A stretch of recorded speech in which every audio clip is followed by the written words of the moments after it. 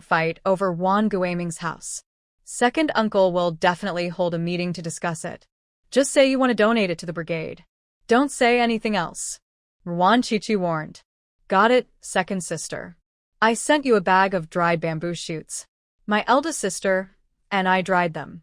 You and your brother-in-law can stew them with meat. Wan Xiaoxue smiled and said that she came to the town specifically to mail the dried bamboo shoots and to make a phone call at the same time. Next time, please send some dried beans, dried mushrooms, dried ferns, and dried radishes as well. As soon as Wan Chichi heard about dried bamboo shoots, her mouth started to water. Dried bamboo shoots are delicious when stewed with meat or duck, and other dried vegetables are also delicious. There are quite a few fresh vegetables in the space, but she is too lazy to dry them, so the ones that cannot be eaten are fed to the chickens and ducks. Okay, I'll send it next time. I dried a lot of bracken this year, enough for you and your brother-in-law to eat. Wan Xiaoxue is very hardworking. She does not rest after work, but goes up the mountain to pick wild vegetables, cooks them and dries them, which can last her a whole winter. Also, ask second aunt to dry more chili sauce this year and add more silkworms and sword beans. We will provide the ingredients and give her some wages so that she can dry it to make it more delicious. Wan Chichi remembered something very important. The bottle of chili sauce that was sent to her last time was almost finished by her and Lu Yi. The chili sauce needs strong sunlight to be dried, usually in July and August. The process is very complicated and requires enough patience. It needs to be moved out at sunrise and moved back at sunset. It needs to be dried for at least a month. The team leader's wife is strong, patient, and clean. The chili sauce she dries is especially delicious. Some women in the village are unhygienic and the chili sauce they dry ends up with maggots. She won't eat it even if it's given to her for free. Why not ask my second aunt to make some fermented tofu? The fermented tofu she makes is also delicious. My elder sister, and I can't make it taste that good. Wan Xiaoxue said with a smile. Cook whatever you want to eat. I sent 100 yuan to your family a few days ago. Did you receive it? Wan Chichi couldn't help swallowing her saliva. The captain's wife was a good woman who was good at both housework and civil work. The captain, such a coward, was really not worthy of her. I got it. Second sister, please don't send it anymore. We don't spend much money in the country, but you and your brother-in-law have to spend money everywhere in the city. If you send too much, your brother-in-law will have some ideas. Wan Xiaoxue conveyed her eldest sister's words. She thought so too. When her second sister left, she left 200 yuan for the family and sent another 100 yuan a while ago. The frequency of sending money made her and her eldest sister a little nervous, worried that Lu Yi would have some ideas. He is a member of our Wan family. What can he think? Just spend the money I give you. Don't be stingy. I plan to find a job for my eldest sister in Tanzhou. When you go to the army, she and Nian Nian and Pan Pan will be left at home. It's better for us to go to the city. Go back and tell my eldest sister and see what she thinks. Wan Chichi spoke in a carefree tone. Not to mention that the money was her own. Even if it was Lu Ye's salary, he would not say anything. She had just taught him a lesson on male virtues a while ago, and he had learned it very well. Okay, I'll go home and ask my eldest sister and second sister if I can really join the army. Wan Xiaoxue's voice was very excited. She had always dreamed of joining the army and never expected that her dream would come true one day. When she thought about wearing the heroic military uniform and carrying the wooden warehouse, she was so excited that she wanted to cry. When the day came that she became a soldier, she would go to her father's grave and tell him the good news. Of course you can. You should study more quotations at home and try to recite them by heart. It will be good for you. Wan Chichi advised that there would be great benefits at least in the next 5 or 6 years. I recite it every day, but I still can't recite it backwards fluently. Wan Xiaoxue felt ashamed that she was not as good at studying as her second sister. After memorizing for so long, she still couldn't recite it fluently. Take your time, it's getting dark. You should go home quickly.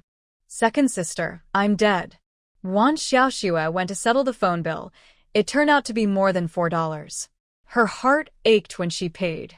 If she had known earlier, she would not have said so much nonsense. She could say a lot in a letter, and it only cost 8 cents. Wan Qiqi went home to cook dinner. Wan Guiming and his family had passed away. It was such a great joy that they had to eat something delicious to celebrate. Originally, she only planned to make blood-baked duck, steamed fish, and cook a spinach meatball soup, but now she wants to make stir-fried beef, golden eggs, and fried fish with chili peppers. There are ready-made blood cakes in Space Supermarket. Pour duck blood into glutinous rice and steam it. After cooling, it becomes blood cake.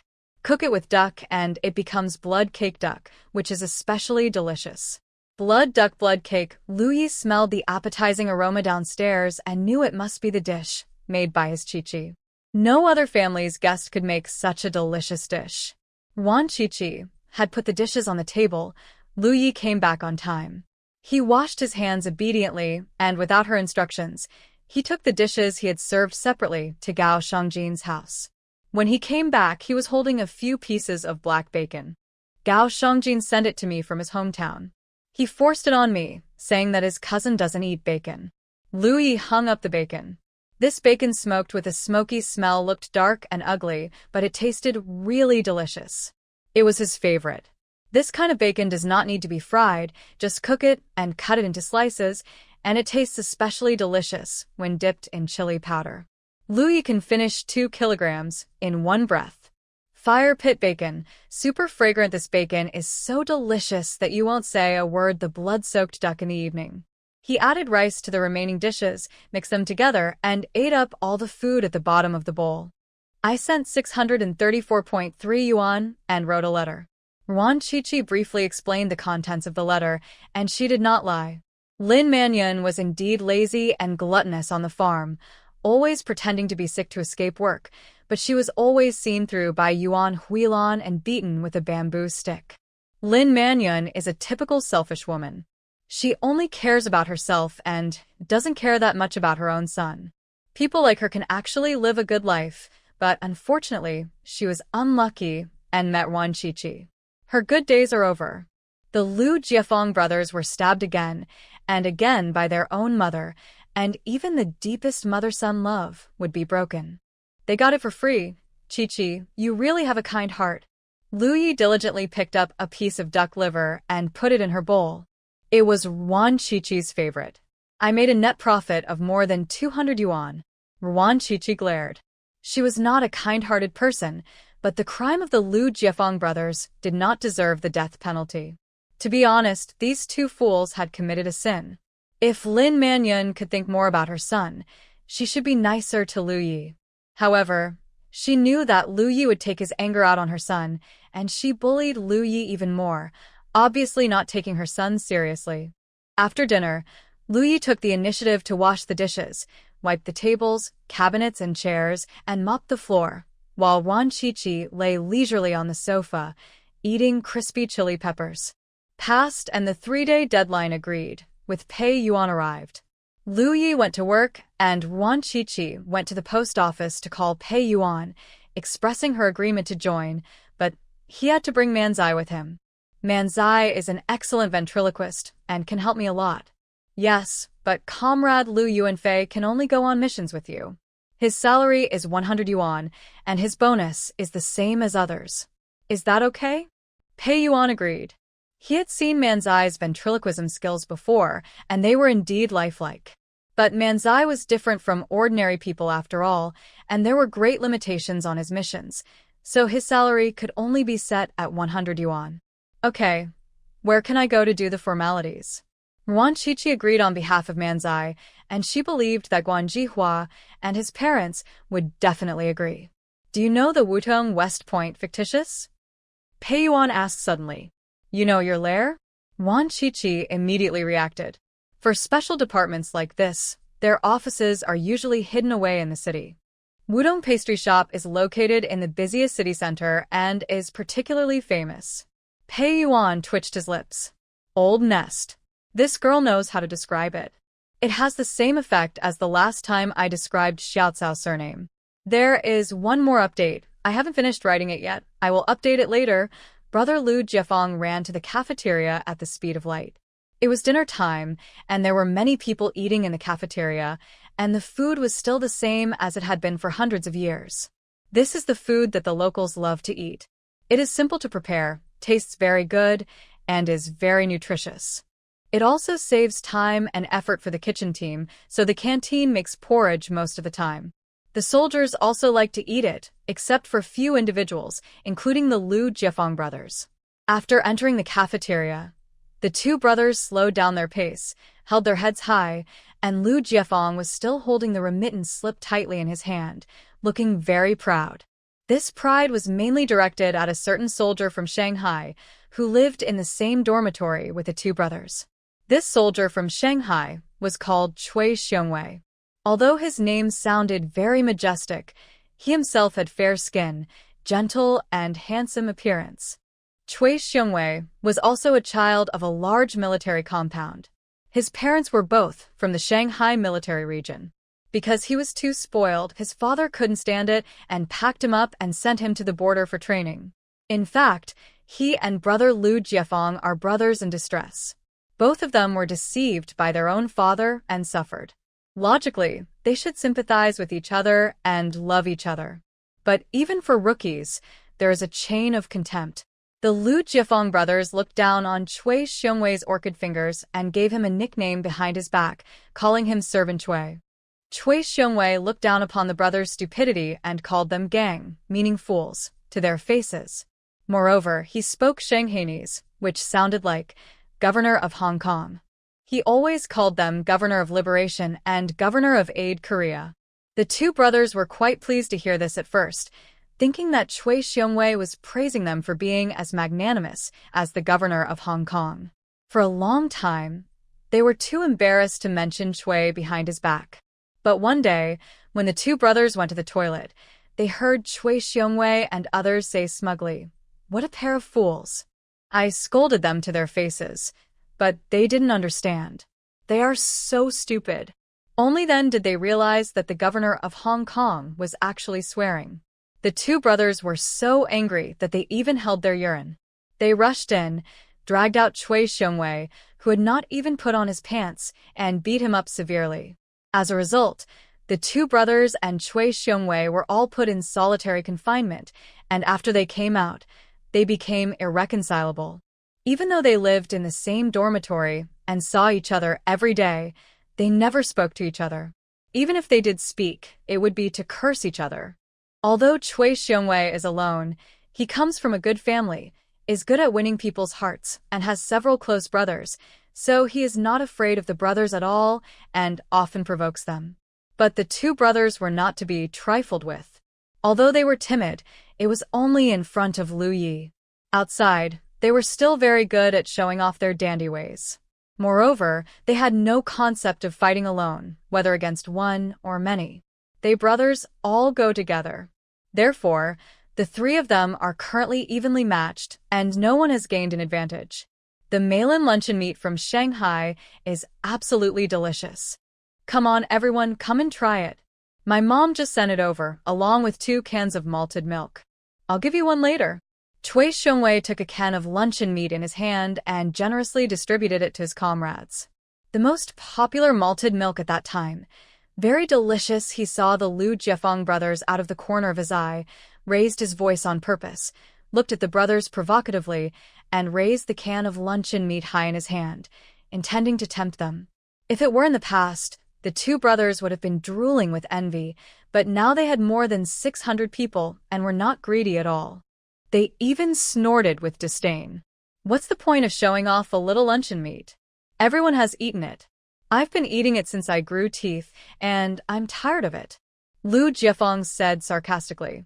I always drink malted milk as tea. It's sweet. Only children drink that stuff. I stopped drinking it when I was 6 years old. Brother, do you know what adults eat? Lu Yuanchao's voice was even louder, and the entire cafeteria could hear it. Although everyone knew that the brothers had nothing good to say, they were still interested, and someone even asked loudly, what do adults want to eat? Tell me now. Of course adults need to eat a lot of meat and fish. Lu Jiefeng and his brother had a tacit understanding and answered for him. As soon as he finished speaking, He raised the remittance slip and said proudly, "My sister-in-law just sent me more than 600 yuan, which can be used to feed several pigs." What's the point of sending some luncheon meat and malted milk? Real money is love. Ha, that's right. An elder sister-in-law is like a mother. My eldest sister-in-law treated us like her own sons. She didn't just send us a few dozen dollars. She sent us hundreds of dollars, fearing that we would become thin and hungry. Lu Yuanchao boasted against his conscience. Anyway, the border was 18,000 miles away from Tanzhou, and no one knew about his family affairs. Not even his elder brother and sister-in-law could hear about it. Some people didn't believe it and ran to look at the remittance slip. After seeing the numbers on it, everyone fell silent and felt envy and jealousy. They also want a sister-in-law who is better than their own mother. Cui Xiongwei's face turned pale and blue.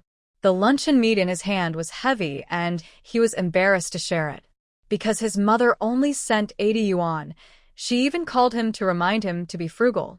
80 yuan is certainly not a small amount, but compared with the eldest sister-in-law of the two stupid brothers, his mother seems particularly stingy. Lu Jiefeng was very satisfied with everyone's silence. He snorted triumphantly at Cui Xiongwei and shouted loudly through the window, "Old Huang, give us some beef stewed with potatoes, a fish stew, and a pot of rice. I'll give you the money tomorrow. My sister-in-law sent us more than 600 yuan." He showed the remittance slip to the head of the kitchen team, Lao Huang. The canteen could provide a special meal, but one had to pay for it himself. With the 20 yuan that Wan Qiqi had given him before, the two brothers basically had their own meals. "Yo He, you are so lucky to have such a good sister-in-law." Old Huang was envious. With just over 600 yuan, he could build a grand brick and tile house in his hometown, marry a beautiful wife, and still have a lot of money left over. The two brothers kept laughing foolishly, in a very good mood. All the frustration and depression they had felt since arriving at the border were swept away. They squatted at the kitchen door, just waiting for the dinner. The dinner was finally ready. Although the environment at the border was harsh, the beef was really delicious, and the cooking skills of the cook were also good. A pot of beef stewed with potatoes, a whole fish, and a big pot of rice were all eaten by the two of them. They even mixed the soup at the bottom of the pot with the rice. Belch. The brothers leaned back in their chairs contentedly, feeling revived. Lu Jiefeng suddenly had an idea and thought of something very important, so he kicked his brother hard. "What?" Lu Yuanchao. His mind was empty, and his tone was very impatient. "Let's go get some money tomorrow and buy some local specialties for my sister-in-law." Although Lu Jiefeng was stupid, he still understood the ways of the world, and he also figured out that this amount of money was the total amount owed by him and his brother, and it was calculated to the decimal point, so there was no doubt that he had made a mistake. Therefore, Wan Qiqi did not deduct half of the money from them and sent it all over without losing a penny, and also added the handling fee. Lu Jiefeng's mood is very complicated now, a little ashamed, a little touched, and a little warm and shy. He also had an idea of sustainable development. If he could curry favor with Wan Qiqi, he might have a steady supply of money and supplies in the future.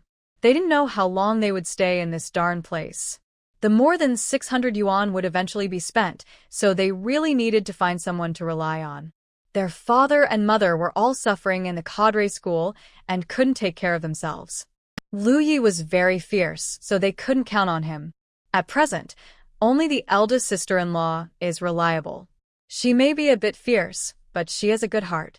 Therefore, no matter what the brothers say, they have to hold on to this thigh tightly. Only if you curry favor with your elder sister-in-law can you have a good life in the future.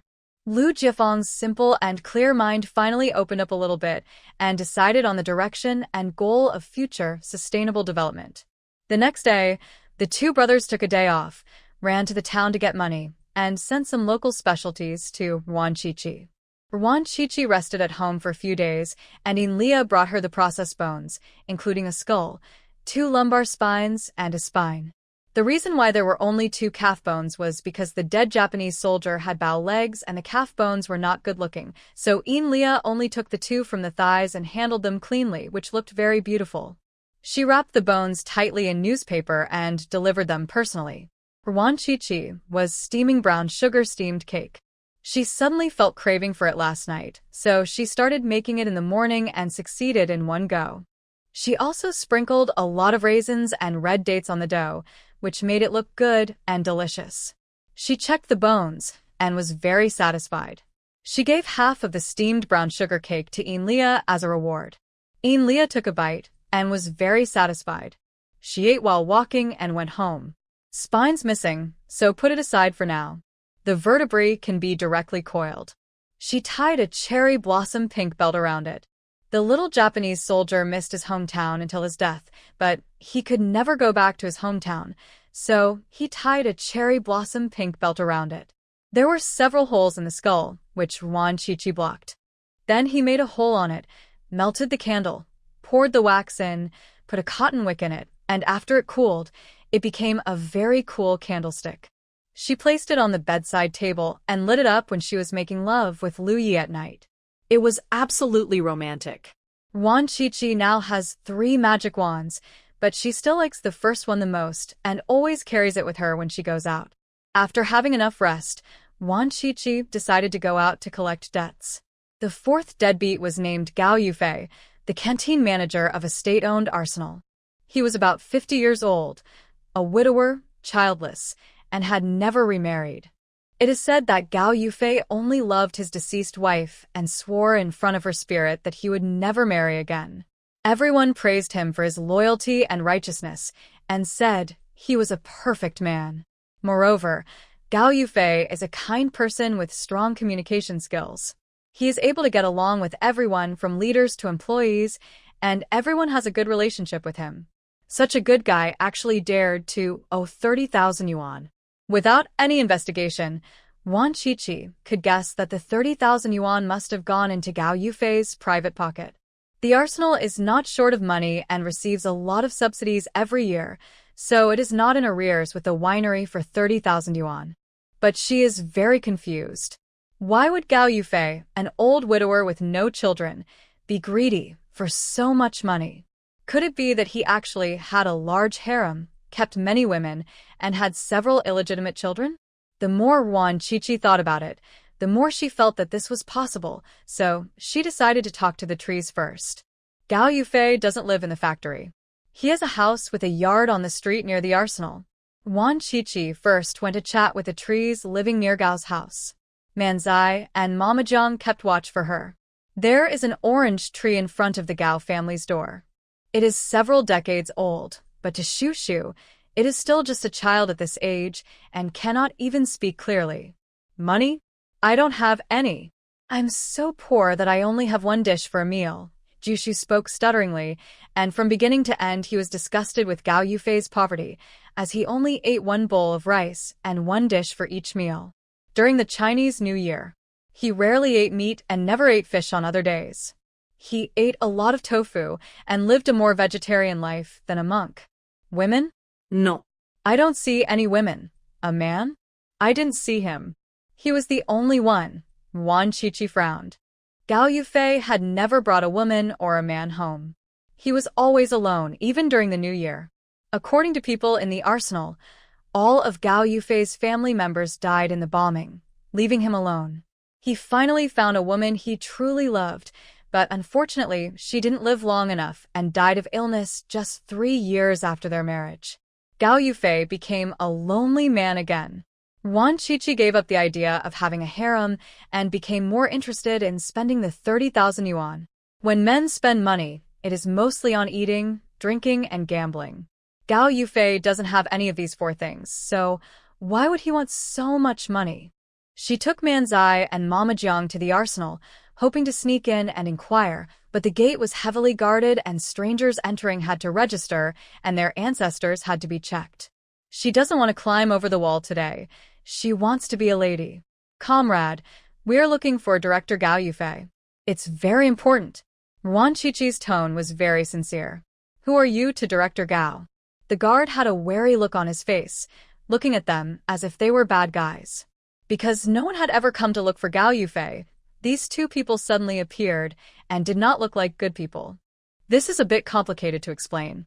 Comrade, look at him carefully. Doesn't he look very similar to Gao Yufei? Ruan Chichi pointed at Manzai with an extremely sincere expression. The guard stared at Manzai's face for a long time, but couldn't find any resemblance.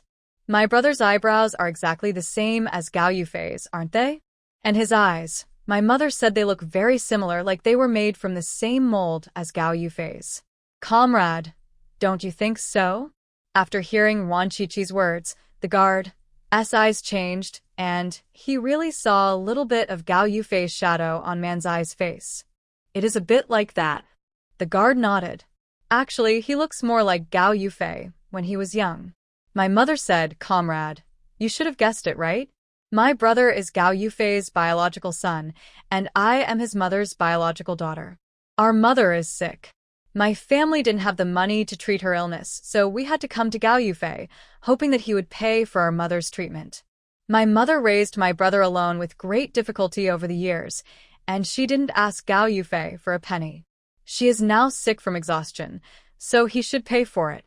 Comrade, don't you think this makes sense? The young security guard was confused and asked quickly, You and your brother have the same mother? Yes, they were born from the same mother but not the same father. My brother's father is Gao Yufei. This man is Chen Shimi. When he was young, he made my mother crazy about him, and she used all her money to send him to the city to study. But Gao Yufei became successful in his studies and kicked my mother away. My mother was pregnant, but he didn't care. He went to the city to make a fortune. Alas. A man's heart is like ice in the 12th lunar month, cold and heartless. Ruan Chichi sighed and shook her head, describing Gao Yufei as an ungrateful scumbag. Son of a zitch. Manzi cursed harshly, with a look of hatred on his face. Accidentally ate a shocking secret, was so shocked that his eyes almost popped out. Director Gao, who was deeply in love with his deceased wife, turned out to be an ungrateful Chen Shimi? And you have such a big son? Oh my god, this is even more bizarre than their factory director being kicked off the bed by a guest. Director Gao is in the cafeteria. Please go in. The guard did not doubt the authenticity of this big news at all. After all, Ruan Chichi spoke so sincerely. The time, place, and people were all clear, and there was also a witness like Manzai, so how could it be fake? Thank you, comrade. Ruan Chichi thanked him and went into the factory with Manzai. The arsenal was very large, so she was not in a hurry to look for Gao Yufei. She only looked for the ginkgo tree in the factory to get information. That short director? He often invites the old masters and the workshop director to drink, and he pays for it every time. He often sent gifts to the factory director and deputy director. The secretary didn't like him and often criticized him. He was killed by him. Beside the lotus pond suddenly told a shocking secret. The previous secretary of the factory died in an accident 5 years ago. No one suspected it was murder, and even the police couldn't find out. That night, the secretary drank some wine and was walking by the pool. The dwarf pushed him into the pool and he drowned, said the ginkgo tree. Just because the secretary scolded the dwarf? He wants to kill someone? Ruan Chichi frowned, feeling that there was something seriously wrong with Gao Yufei. They are quarreling so fiercely. Go ask the eldest one, he knows, said the ginkgo tree beside the lotus pond. Who is the boss? It's the tallest one next to the office building. He's our boss. Ruan Chichi understood and took Manzai to find Boss Ginkgo. As expected, the boss is the boss. He speaks very clearly and has his own inferences and analysis. The secretary discovered that the dwarf had embezzled money and asked him to return the money. The dwarf had no money, so the secretary became suspicious of him and was about to report him, but he killed him. Also, he was the one who killed Gao Yufei's cousin. Boss Ginkgo revealed another secret. Why did he want to kill Tang Ke? Ruan Chichi asked. I don't know, but before his cousin died, they had a quarrel. It was a very fierce quarrel. His cousin even said he would report him. The next day, his cousin fell ill and couldn't even speak. He died a few days later. According to my analysis, it must be his cousin who discovered his secret, which led to his death. Boss Ginkgo is obviously a chatterbox and likes to use idioms. By the way, all those people who died accidentally in the factory over the years were killed by Gao Yufei. Boss Ginkgo thought of another important matter. He couldn't remember exactly how many people died, but he said that there were quite a few, and they were either old masters in the workshop, technicians, or cadres. There were at least 7 or 8 people who were killed by cars, drowned in the pool, or were killed by objects thrown from the upper floors. The police have concluded that it was an accidental death? Yuan Qiqi asked. That should be the case. That little dwarf is very bad and cunning. The police can't catch him. Boss Ginkgo hates Gao Yufei very much, but it's a pity that he can't speak, otherwise he would have reported him long ago. Thanks. Yuan Qiqi gave it some spiritual energy, and the ginkgo tree was very happy, with its branches dancing and leaves flying. Ah, I remember now. The dwarf often talked to himself, and I couldn't understand what he said. After absorbing the spiritual energy, Boss Ginkgo's mind became much clearer, and he thought of another important thing. Yuan Qiqi also had an inspiration and spoke a few words in Japanese. Yes, that's the tune. The ginkgo boss shook his branches. This is the smell. It wants to beat people up when it hears it. Yuan Qiqi's face turned cold. It was indeed the Japanese devils. The Japanese devils are really omnipresent. She could now roughly guess what Gao Yufei used the embezzled money for. Before coming to collect the debt, she had also checked the situation at the arsenal. Produced by the arsenal are all intended to be used in great use, but over the years, the weapons produced by this factory have had serious quality problems, even endangering the lives of soldiers on the front line. The higher-ups also sent a special task force to investigate, but they couldn't find the cause, so they could only order the arsenal to rectify the situation. After that, the quality improved a lot, but in recent years it has started to decline again. Therefore, Gao Yufei lurked in the arsenal and used the embezzled money to bribe the factory's masters and cadres with the aim of disrupting the factory's production, and he succeeded. It is obvious that this arsenal has been completely corrupted by Gao Yufei from top to bottom, and those who were killed were those who refused to go along with the corruption and wanted to report it. Darn the Japs. Yuan Qiqi planned to keep her troops in place for the time being and follow Gao Yufei for a few days to see if he had any accomplices so that they could be caught in one fell swoop. Qiqi, someone is coming, Manzai reminded. The person walking towards me was a short man, at most 1.6 meters tall, maybe even less, very thin and small, and even if his head and feet were chopped off, there would probably not be enough to eat a bowl of meat. The man was in his 50s, thin, and with a gloomy face. He glanced at Yuan Qiqi and Manzai with a wary look. Director Gao, did you recognize each other? The young security guard from before also came over, holding a stack of newspapers in his hands, and shouted excitedly, even more excited than if he had recognized his own father. The short man looked suspicious and didn't understand for a moment. What did he mean by recognition? Yuan Qiqi reacted quickly. She rushed over with Manzi in tow and called out with great emotion. Daddy, do you still remember Wang Suihua by Daming Lake? Originally, I wanted to say Xia Yuha, but this name was too poetic and didn't fit her character as a country girl, so she borrowed the name Wang Suihua from the staff building. Dad. Manzai also shouted, but a little reluctantly. He prefers people to call him Dad.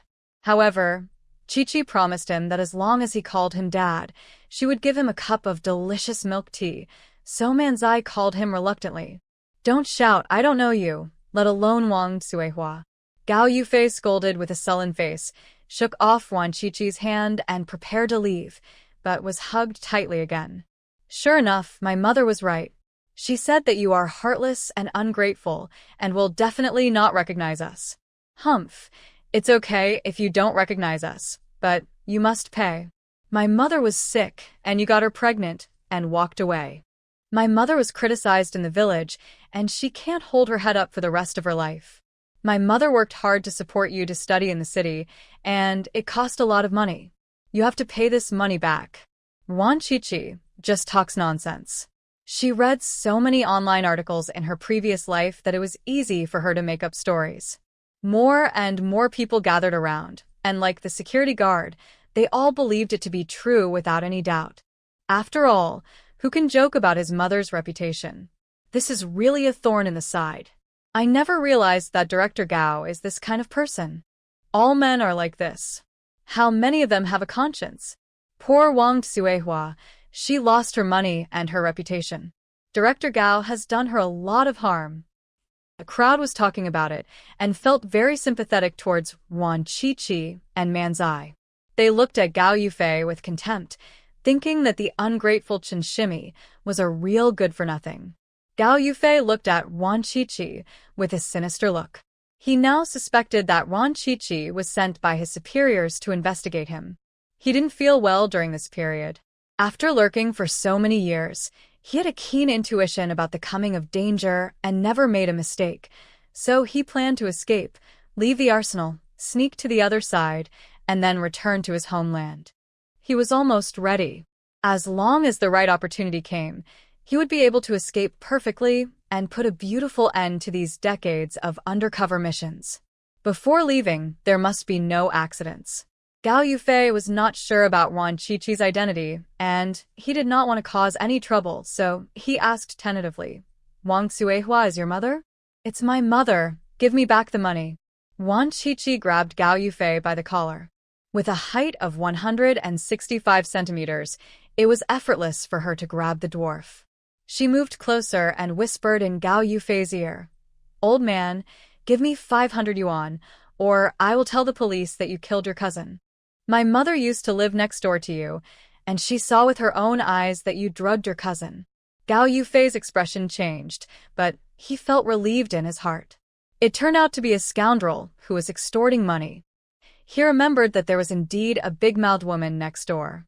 This young woman was probably the daughter of that big-mouthed woman. She was indeed as annoying as her mother. If it wasn't inconvenient for him to take action now, he would definitely kill this greedy woman. His money was used to do things for the empire, and he himself was unwilling to spend a penny more. Yet they dared to extort 500 yuan from him. This was outrageous. "I really feel sorry for your mother. This is all the money I have. You can use it to treat your mother's illness first. I will raise more money and send it to you." Gao Yufei apologized very sincerely and took out several dozen dollars and stuffed them into Wan Qiqi's pocket. The onlookers looked at him with even more contempt. He was indeed a Chen Shimi, a real piece of shoot. Wan Qiqi took the money and said loudly, "My mother's illness cannot be delayed. I will come to get the money in 3 days. Otherwise, I will go to the organization to sue you for being a hooligan." Gao Yufei's eyes became even more sinister. He understood Wan Qiqi's threat. If he didn't have the money in 3 days, he would go to the police to report him for murdering his wife. Hateful. Wan Qiqi walked away with a swagger. After leaving the arsenal, she asked Manzai, "Have you learned it?" Yes. Manzai nodded and said something in Gao Yufei's voice, with the same tone and intonation. Great. Wan Qiqi gave him a thumbs up and praised him, then took out a cup of milk tea from her bag as a reward. Manzai couldn't wait to insert the tube, took a big breath, and his face was full of happiness and satisfaction. "It's a pity that I can't bring it back for my parents to drink. Qiqi said that my parents are old and can't drink it, otherwise they will get sick." Manzai finished his milk tea and returned the empty cup to Wan Qiqi. The two men did not return to the compound. They found a restaurant to eat and acted like poor people who had suddenly become rich. They entered the restaurant, ordered several dishes, and filled the table. Gao Yufei, who was hiding outside, was completely relieved when he saw the two men eating and drinking lavishly and spending money like water. As expected, he came here to extort money, and after getting some money he ate and drank lavishly. If he was someone sent by his superiors, he would never do this.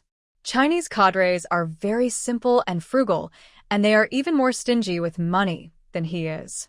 Wan Qiqi had discovered him a long time ago and showed it on purpose to the Japanese. After Gao Yufei left, she and Manzai finished their meal slowly and went to Gao Yufei's residence for a walk, but found no substantial news. Gao Yufei seems to have no accomplices. He always keeps to himself and has no contact with the outside world. Wan Qiqi and Manzai watched Gao Yufei for 3 days and confirmed that he was indeed alone. Perhaps all his accomplices had died, leaving him alone to cause trouble. Moreover, Gao Yufei wanted to escape in the past few days. Wan Qiqi thought of a permanent solution. She gave Manzai some training and asked him to call the police using Gao Yufei's voice. I am guilty. I deserve death. I want to report myself. I am a Sakura citizen, and I was ordered to lurk in the arsenal. Over the years, I have corrupted many people, caused a lot of damage, and killed many people. They are all steadfast Chinese people. They were not corrupted by me and refused to cooperate with me to cause damage, so I killed them. I have done so many things for the Empire, but the Empire has always refused to contact me. I decided to turn from darkness to light. Wan Qiqi's desire to be a director was fully satisfied by Manzai, who is an exceptionally good actor. He could play any role well, and almost always got it right in one take. He followed the lines given by Wan Qiqi and made the call in Gao Yufei's voice. Before the police could react, he hung up the phone and asked excitedly, Qiqi, I'm done. Do you have any milk tea? No more, you can only drink it tomorrow. Wan Qiqi ruthlessly refused, saying that drinking too much milk tea is bad for the body. Manzai was not disappointed because he could drink again tomorrow. His mother once said that one should not be too greedy. It was getting dark, and Wan Qiqi took Manzai to Gao Yufei's residence. The Japanese had gone home, and he was packing his luggage. He would prepare to escape tomorrow, then go to Yangqing to take a boat, and flee to the other side. Today is nearly 8,000 words again. Good night, darlings. Gao Yufei prepared some gold bars and cash, enough for him to live on the other side of the strait for a while, and still have enough money left to buy a ticket back home. Although his superior died, he has been loyal to the Empire all these years. His achievements are visible to the naked eye, and he has recorded them all in a small notebook. After returning home, he will definitely receive the highest merit reward, and from then on, he will be able to turn things around and become a noble. Gao Yufei's gloomy face. This was what Shang Feng had promised them before they came to lurking. It was this belief that had kept him going all these years. Becoming a noble, he will be able to marry the daughter of a noble family. He is still young and can have a few more children. In the future, his descendants will no longer have to suffer the grievances of commoners. Gao Yufei was immersed in beautiful fantasies about the future when he suddenly felt a sharp pain in the back of his neck, and his vision went dark, but he still stood stubbornly. Blurred vision. He saw Wan Qiqi holding a strange object in her hand, and a cherry blossom pink bow was sent to her. It's the color of my hometown. Hi, see you again. Wan Qiqi waved her staff, greeted him warmly, and then knocked hard on the top of Gao Yufei's head. This time Gao Yufei couldn't hold on and finally fainted. Wan Qiqi searched the house and found more than 35,000 yuan in cash and 10 gold bars. This little Japanese guy took a lot of money. She put the gold bars into the space and also took more than 5,000. She took the remaining 30,000 back to the winery to report. She also found a small notebook, which was written in Japanese and contained Gao Yufei's corruption achievements in the arsenal over the years. The cadres and masters in the factory were involved, as they were all responsible for the weapons with quality problems. There is also a list of 9 people, who Gao Yufei specifically marked as stubborn Chinese. Obviously, these 9 people were the ones he killed. Wan Qiqi also found a samurai sword and a radio. She placed the notebook and the radio next to Gao Yufei, and then she and Manzai posed for Gao Yufei in a seppuku position. It was a pity that Gao Yufei felt dizzy and couldn't sit steadily. He fell down after trying several times. Wan Qiqi asked Manzai to support him from behind, then she put on gloves, blocked his mouth, and stabbed the samurai sword into Gao Yufei's lower abdomen. Gao Yufei woke up in pain and stood up to escape, but Manzai was very strong and held him down. Who are you? Gao Yufei's mouth was blocked and he couldn't speak. But Wan Qiqi understood the look in his eyes. She put a little more strength on her hands and rotated a few times. Gao Yufei was in so much pain that blood was all over the floor. Silly boy, I'm so beautiful. I must be a descendant of the Chinese nation. You want to go home, right? I'll send you off right now. Wan Qiqi smiled sweetly and stabbed it again. The tip of the knife had already penetrated his body. The blood flowed more and more. Gao Yufei's face became paler and paler, his vision became more and more blurred, and his body fell to one side. Manzi, are you afraid? Wan Chichi asked. Don't be afraid. Bad guys deserve to die. Manzi stared at Gao Yufei's body fiercely. Yes, all the bad guys deserve to die. Let's go home. Wan Chichi faked a suicide scene for Gao Yufei. She did it casually. It doesn't matter even if the police find out. She is now a member of Unit 759. The small notebook and transmitter next to it. She climbed over the wall and left with her children. Not long after, a police car drove over. The police broke open the door and rushed in. They saw the scene where Gao Yufei committed suicide out of fear of punishment. The small notebook and the radio were taken back by the police. Wan Chichi and Manzi have already returned home.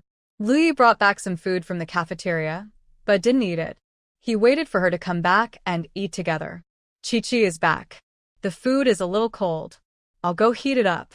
Soon as Wan Chichi entered the house, Lu Yi was happy. Before, he was sitting alone at home and felt it was very lonely and there was no one around. I'm going to take a shower first. She just killed a Japanese soldier. Although she was not afraid, she felt a little disgusted and had to wash herself. After taking a shower, Wan Chichi was too lazy to cook, so she took out the dishes she had made before from the space. They were still hot, just like when they were freshly made, and had dinner with Lu Yi.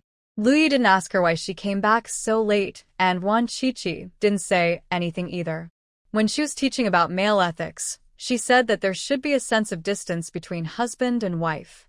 She would say what needs to be said, and don't ask about what she doesn't want to say. As a live-in son-in-law, Lu Yi has learned male ethics very well and can definitely get full marks.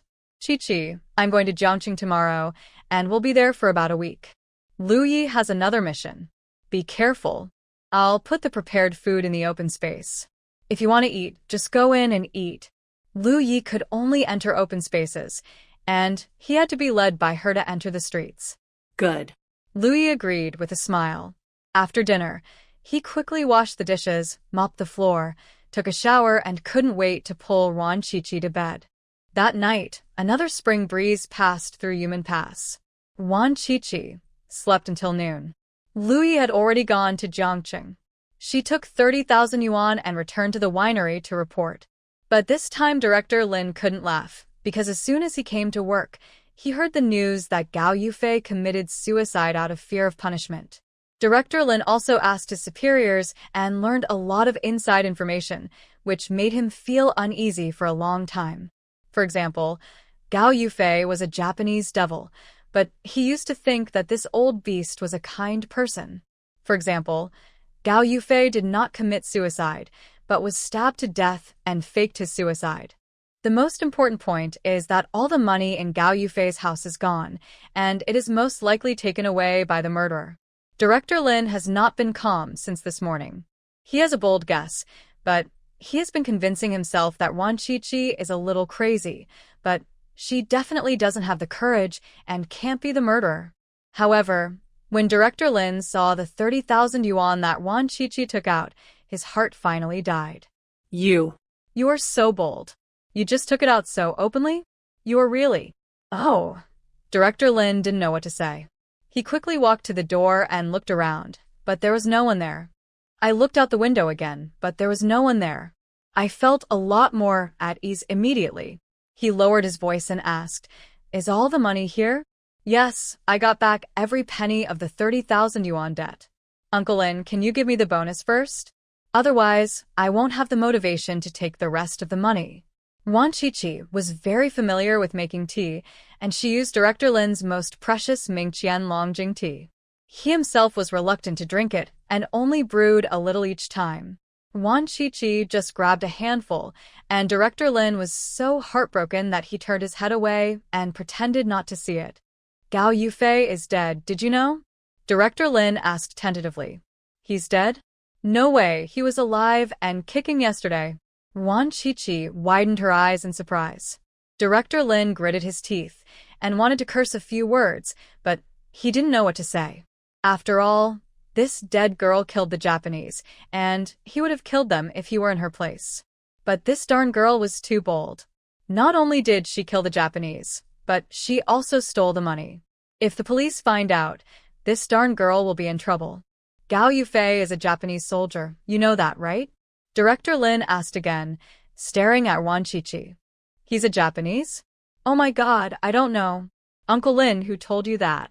Wan Qiqi's eyes widened even further, and she acted very conscientiously. Director Lin rolled his eyes and whispered, the police found out that Gao Yufei had a sum of money that was taken away by the murderer. It was quite a large amount. Uncle Lin, I've already got a lot of money back. Can I buy new equipment for the factory? When the production of our winery keeps up, we will definitely be able to grow bigger and stronger, break out of Tanzhou and go to Asia, don't you think? Wan Qiqi's answer was irrelevant to the question, but what she said touched Director Lin's heart. He had always dreamed of becoming bigger and stronger and making more contributions to the country, but unfortunately, he was unable to do so. Now that a great opportunity was before him, he was very tempted. Was anyone seen you last night? Director Lin asked in a low voice. Uncle Lin, you're so mean. Lu Yi and I went to bed last night. Who came to see us? Wan Qiqi looked at him as if he was an old rogue. Director Lin's face turned red with embarrassment, and he felt relieved. He suddenly thought of another possibility. Maybe the person who killed the Japanese soldier last night was actually Lu Yi. Wan Qiqi was just a little girl. Even if she was crazy, she couldn't be that capable, right? He knew Lu Yi's abilities and was sure he would be able to pull it off well. Director Lin was completely relieved and said with a smile, I will talk to the finance department about the bonus and pay it with your salary next month. I will also make you a regular employee early. Qiqi, you have worked hard. The voice of calling Qiqi was much gentler than calling his own daughter. The way he looked at Wan Qiqi was as if he was looking at a gold ingot. He felt that this girl was shining with golden light and was really beautiful. He was reluctant to hand over the money. After all, using it in the winery would be a contribution to the country. Uncle Lin, let me discuss something with you. Wan Qiqi said with a smile. What's up? Director Lin was in a good mood, with a smile on his face. I'm going to college in the second half of the year. Can I transfer this job to my eldest sister? My eldest sister has absolutely no problem with her character. She is hardworking and honest. It's just that she has a low level of education. She only graduated from elementary school. She can go to the workshop to work. Is that okay? Wan Qiqi wanted to transfer her job to Wan Shuangjiang. She will be made a full-time employee next month. Instead of selling her to someone else, it would be better to transfer her to Wan Shuangjiang. With a stable job, Wan Shuangjiang and her daughter will definitely have no problem with their future life. This can be regarded as fulfilling the promise to the original owner. You're going to college? How come I didn't know that? Director Lin's face changed, and his heart was in his throat. Now that Wan Qiqi was gone, who would collect the factory's debt? There are so many people in the winery, but not one of them has the ability of this girl. They are all good-for-nothings. That's not right. You need a recommendation from your employer to get into university. The quota for this year has already been used up. Where did you get the quota? Director Lin reacted quickly. The winery has one recommendation quota every year, and he has the right to decide. However, the quota had already been decided in March, and the girl had already gone to college. Where did this girl get the quota? I don't take up the factory's quota, Uncle Lin. Will you agree to my request? Wan Qiqi didn't tell the source of the indicator, and Director Lin didn't ask again. He thought it was Lu Yi who got it. He knew that Lu Yi was very capable, and it would not be difficult for him to get a quota for workers, peasants, and soldiers' university. You have the final say in your job, but I'll be frank with you.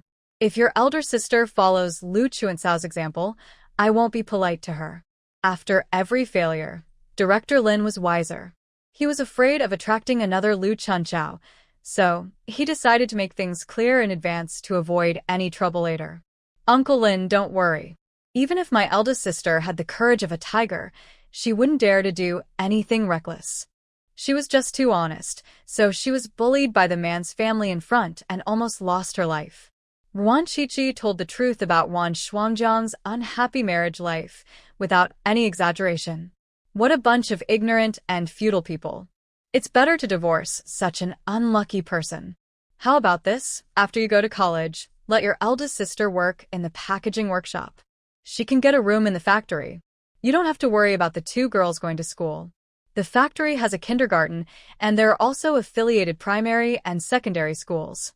Director Lin felt very sympathetic towards Wan Shuangjiang's situation, and he could tell that she was an honest and loyal woman.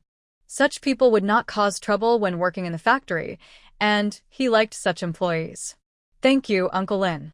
I will definitely pay back the rest of the debt, not a penny less.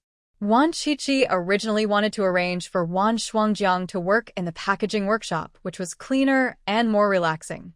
Director Lin was such a good man that he had arranged everything without her having to ask. Okay, the first time I saw you, I knew you were smart and capable. The factory is so lucky to have you.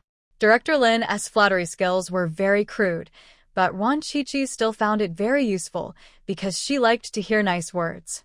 Drinking Director Lin's precious Mingqian Longjing tea, Wan Qiqi said goodbye. Kiki, Gao Yufei's money is all here? Director Lin couldn't help but asked again. All the $30,000 are here. I don't know about the rest. Wan Qiqi smiled and left. Director Lin patted his forehead and was too lazy to think about it anymore. Anyway, God and the earth knew, he knew, Wan Qiqi knew, and Lu Yi knew, but no one else knew. Go forward, go forward. Soldiers have a heavy responsibility, and women have deep grievances. Director Lin was in a very good mood and couldn't help humming a song. He also went to make a cup of Mingqian Longjing tea. The girl just grabbed a handful of it, which made him feel so sorry for her. Good things should be drunk quickly, otherwise they will be taken advantage of by others. Wan Qiqi left the winery. She looked at the time, and it was only 3 o'clock in the afternoon, so she decided to go to the department store. Su Lina's 380 yuan debt yesterday. It doesn't matter if I'm 1 day late. I can also collect the debt that the department store owes to the winery at the same time. Manager Zhang was also on the debt list. The amount of money was not much, only 3,500 yuan. This guy was too timid to embezzle too much. Manager Zhang and Su Lina from the department store have been feeling very uneasy these past few days, as if they were being tortured. When Wan Qiqi didn't go yesterday, they didn't feel relieved, but became even more worried. They were worried that Wan Qiqi had a big trick up his sleeve and was going to kill them. Brother-in-law, is that woman going to report me? Su Lina has lost a lot of weight. She has been sweeping the toilet obediently for the past 4 days. She rolls her eyes every day because of the smoke. She can't eat anything and can't sleep well at night. She has lost several pounds. I thought that after I paid back the money yesterday, the matter was over, but Wan Qiqi didn't come, so she had to continue the torture. Su Lina couldn't stand it anymore. She couldn't live a day in this kind of fear. Even if she was beheaded, she would rather do it quickly and stop torturing her. Are you scared now? You didn't listen to me before, and even thought I was meddling in your affairs. Manager Zhang rolled his eyes and spoke in a sarcastic tone. His parents are both from the countryside, and his wife's family is much better off than his. He was able to become a manager half because of his own ability and the other half because of the support of his father-in-law. His father-in-law was very good to him, but his mother-in-law and sister-in-law always looked down on him, spoke to him sarcastically, and looked down upon him. Brother-in-law, I know I was wrong. Please help me think of a solution. Su Lina was really scared. Her father went to ask around. Although Lu Jiefeng's father was unlucky, he still had a powerful older brother who was the deputy head of the regiment. No wonder the sister-in-law spoke so arrogantly. If she had known that brother Lu Jiefeng would be the deputy head of the group, she would not have broken up with him. What can I do? Just go and clean the toilet and prepare the 380 yuan. Listen to me, don't provoke Lu Jiefeng again. Even though he is unlucky, there are still 3 pounds of nails on the rotten boat. We can't afford to offend him. Manager Zhang advised earnestly that he was not worried about his sister-in-law but was afraid of being implicated. There was a knock on the door. The two of them looked up and saw Wan Qiqi standing at the door, and their hearts sank. I was just talking about you. Come in, Lina, and give me the money. Manager Zhang's face was immediately filled with smiles. He greeted her warmly and even winked at his sister-in-law. Sulina took out money from her pocket, a total of 500 yuan. After her father found out about this, he scolded her severely, then took out 500 yuan and asked her to return it to Ruan Chichi. He also ordered her to get Ruan Chichi's forgiveness, otherwise she could not go home. In the past, jobs were transferable, so they were called iron rice bowls. People tried their best to get a job in a state-owned enterprise. I am sorry to Lu Jiafeng. I was obsessed with my own ideas. I was afraid of being implicated. I was greedy and vain. It was all my fault. The extra 120 yuan is my apology.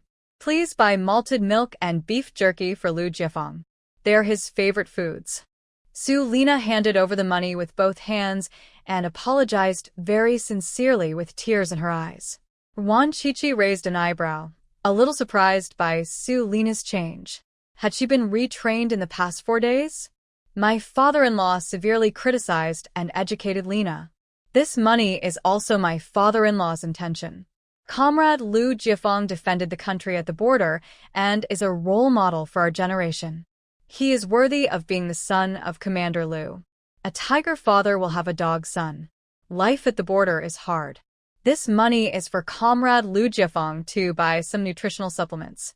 I hope he can return triumphantly and have a bright future. Manager Zhang is good at talking, and although it is a gift, it does not make people feel disgusted. You should be thankful that you have a good father, otherwise. Ruan Chichi took the money and didn't say anything else, but Sulina understood it and broke out in a cold sweat. She really regretted it now. You idiot born of a zitch. Who do you think you are? You dare to mess with the commander's son? Even if he is unlucky, our family can't afford to offend him. Your father is just a small office director. The commander can crush me to death with just a little finger. If you want to die, don't involve your whole family. Anyway, no matter what method you use, whether you cry or kneel, you must ask for forgiveness from Lu Jiafeng's sister-in-law, otherwise you'll die outside, and don't come home. Sulina could still hear her father scolding. An hour ago, she didn't understand what her father meant by these words, but now she did. In Ruan Chichi's eyes, an ordinary person like her might not be much better than an ant, right? I won't dare to do it again. I know I was wrong. The tears that Sulina shed at this moment were all out of regret from the bottom of her heart. She decided to break up with Yu Xiangqian and no longer dream of marrying into a high-ranking official's family. She should listen to her father and find a man of equal status to live with. Ruan Chichi saw that she was truly repentant, so she stopped making things difficult for her and said, "This matter ends here. You can leave now." Before Sulina could react, Manager Zhang glared at her. "Why don't you get out?" She come to her senses and ran out like the wind, with the heavy stone in her heart finally relieved. At least I don't have to die outside, and I can go home. Ruan Chichi took the 500 yuan and said to Manager Zhang, "Your company owes the winery 3,500 yuan. Isn't it time to pay it back?" Manager Zhang's face changed, and he finally understood why Ruan Chichi looked at him that way 4 days ago. It turns out he's here to collect a debt. "Comrade, it's not that I don't want to pay back the money.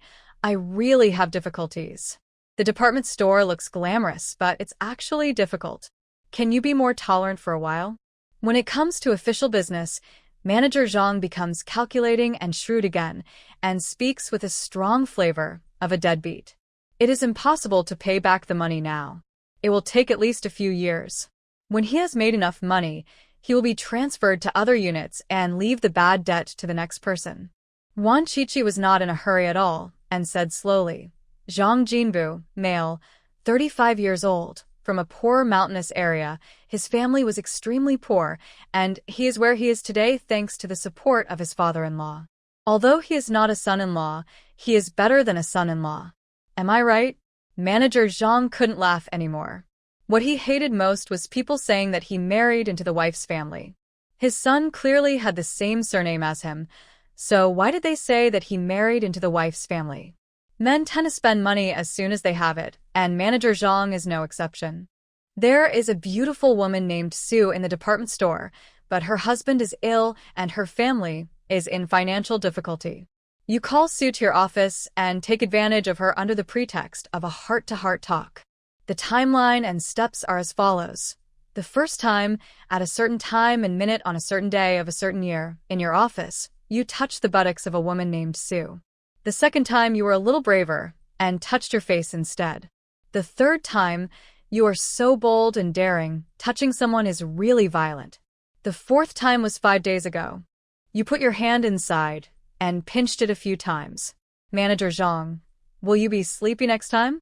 If your father-in-law and your cousin knew about this, would you still be able to keep your position as a manager? Ruan Chichi spoke at a steady pace, describing the time, place, and details of the people clearly. Manager Zhang's face became paler, and beads of cold sweat appeared on his forehead. I swear to God, he just had a little bit of lustful thoughts at the beginning. During such a long time, he only reached in and touched it a few times. He didn't do anything else. How did this woman know? Could it be that the window of his office was not closed properly on those occasions, and was seen by other people in the unit, and spread, and then reached Ruan Chichi's ears? Manager Zhang felt a chill on his back, and suddenly thought of a sentence. When you see a cockroach in your home, it means that your home has become an infestation of cockroaches. The same goes for rumors. Once they spread outside, they have already spread all over the workplace.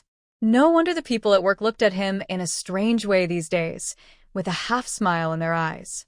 They must be laughing at him in their hearts. Manager Zhang had 2 of his 3 souls scared away, leaving only one in critical condition.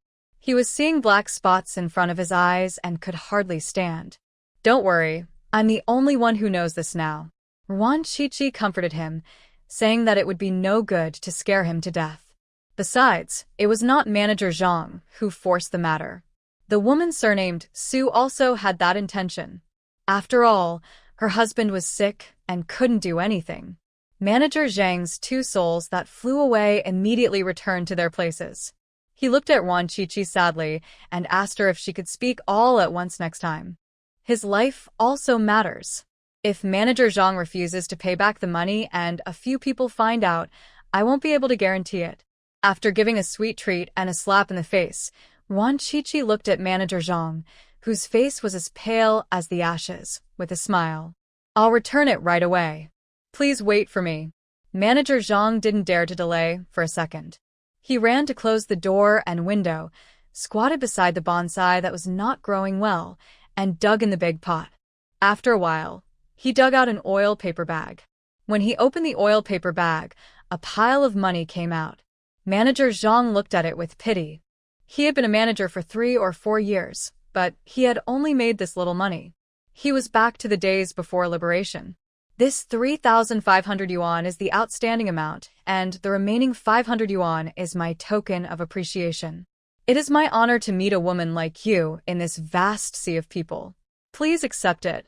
Zhang Jinbu suppressed his grief and stuffed 2 portions of money into Ruan Chichi's hands, hoping that she would keep her mouth shut and not have an affair with his father-in-law and his wife. Manager Zhang has such a pure heart. I really can't bear to refuse. By the way, I want to remind you that family harmony is the key to success. Manager Zhang, do you understand? Ruan Chichi accepted the money without any hesitation. I understand. I will definitely change it in the future. Manager Zhang nodded vigorously. He would never dare to spend money again, even if he was beaten to death. He would live wholeheartedly with his wife from now on. Even if Daji came to charm him, he would not be fooled. And Comrade Sulina has serious ideological problems. She must do hard work for at least half a year. Ruan Chichi did not let Sulina off so easily. Even in later generations, this woman's cheating behavior was shameful. Sweeping the toilet for half a year was just a small lesson for her. Don't worry, I will personally supervise her, and she will definitely sweep for half a year. Manager Zhang was completely relieved and spoke with much more energy. He sent Ruan Chichi to the entrance of the department store and watched her walk away. Only then did he dare to reach out to wipe his forehead and let out a long breath. Thank God, the dog's life was saved. 3rd update finished. We'll continue tomorrow. Good night. For one trip, Ruan Chichi was in a very good mood. On the way back, he passed by the post office and called his hometown. She called Ma Chunxing and asked him to help convey the message. Comrade Wan, I was just about to call you. Wan Guiming's family was poisoned and died. Ma Chunxing was indeed planning to make a phone call to tell Wan Qiqi the good news. I already know, Director Ma. Please tell my eldest sister that I've found a job for her in Tanzhou. She will start working in July, so she can be prepared. Congratulations. I will go to Ruanjiawan tomorrow and tell your elder sister the good news. Ma Chunxing was extremely envious and became more determined to curry favor with Wan Qiqi. He learned from his younger brother that Wan Qiqi had two fathers-in-law. One was a commander, and the other was a political commissar. Wow, the two biggest leaders of the military region were all from the same family. Such thick thighs must be hugged tightly. Moreover, as soon as he currying favor with Wan Qiqi, the credit that was taken away from his brother Ma Chunlai was returned, and he was promoted to platoon leader. The effect of currying favor with Wan Qiqi was very significant, and he will definitely cling to her even tighter in the future. Thank you for your hard work, Director Ma. Let your brother comrade, Ma Chunlai, work hard. There will be opportunities. Thanks to Comrade Ruan's advice, my brother has made progress. In addition, the He family has been reformed very well on the farm. They study the quotations from the Communist Party every day, but they are too weak and always fail to complete their work tasks. If this continues, we may have to move them off the farm. Director Ma is serious and responsible in his work. It is an honor for the He family. I hope they can really succeed in their transformation and turn over a new leaf. The two exchanged some official words on the phone, some information, and then hung up. Wan Qiqi was in a better mood. The He family was almost finished. Ma Chunxing meant that after a while, the He family could be moved to the cemetery. Good things happen one after another. Wan Qiqi was in a good mood, humming a song as she returned to the compound. It got dark late at the end of May. A group of children were playing downstairs in the family building, and the three children of the Prung family had returned home from school. The eldest and second sons were each holding a bundle of firewood in their hands. The third son was a girl named Peng Haixing, a very sensible girl. She was holding a bunch of wild onions that she had picked on the way home from school. Scrambled eggs with wild onions or fried meat are both delicious and fragrant. Hello, Aunt Seven. The three siblings shouted from a distance, but the eldest, Peng Haijun, shouted very softly with an embarrassed expression. He actually didn't want to call her that because he was 13 years old, only 6 years younger than Wan Qiqi. He felt that he should call her sister, but his parents forced him to call her aunt, which made him feel very embarrassed. School is over.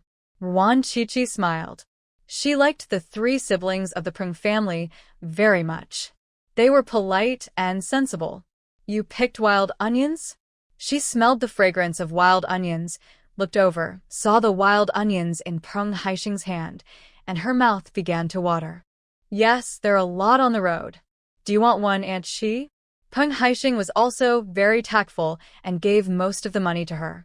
His parents said that Deputy Captain Liu had helped his family a lot, and that was why they were able to live a good life today. They also asked their brothers and sisters to keep the kindness in mind and remember to repay him in the future. Want. Wan Qiqi took the wild onion without hesitation and even took out a pack of steamed buns from her bag and forced it on the little girl. She didn't want to eat it for free. No, this wild onion is worthless. Peng Haixing wanted to return it, but Wan Qiqi had gone far away, so she had to accept it. She returned home anxiously and told her mother about it. It's okay. Your seventh aunt is a good person and she won't take advantage of our family. You and your brother can share the cake. Wang Shuhua did not blame the child. She had already experienced Wan Qiqi's domineering way of giving things and she really couldn't refuse. She will make some food later and send it to the Wan family. After returning home, Wan Qiqi washed the wild onions, cut them into pieces, and fried them with bacon. The aroma filled the corridor and could even be smelled downstairs. Everyone in the building was drooling at the aroma. Wild onion fried bacon with wild onions.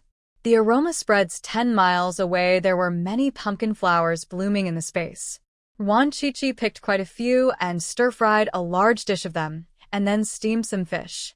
The portion of each dish was quite large, so she served a separate dish and put it into the space so that Lu Yi could also have some. Stir-fried pumpkin flowers, the wild onion fried bacon smelled delicious and tasted even better. Wan Qiqi ate 3 bowls of rice. When she went to bed at night, she entered the space and found that all the dishes had been eaten, the bowls were washed clean, and there was a large plate of food.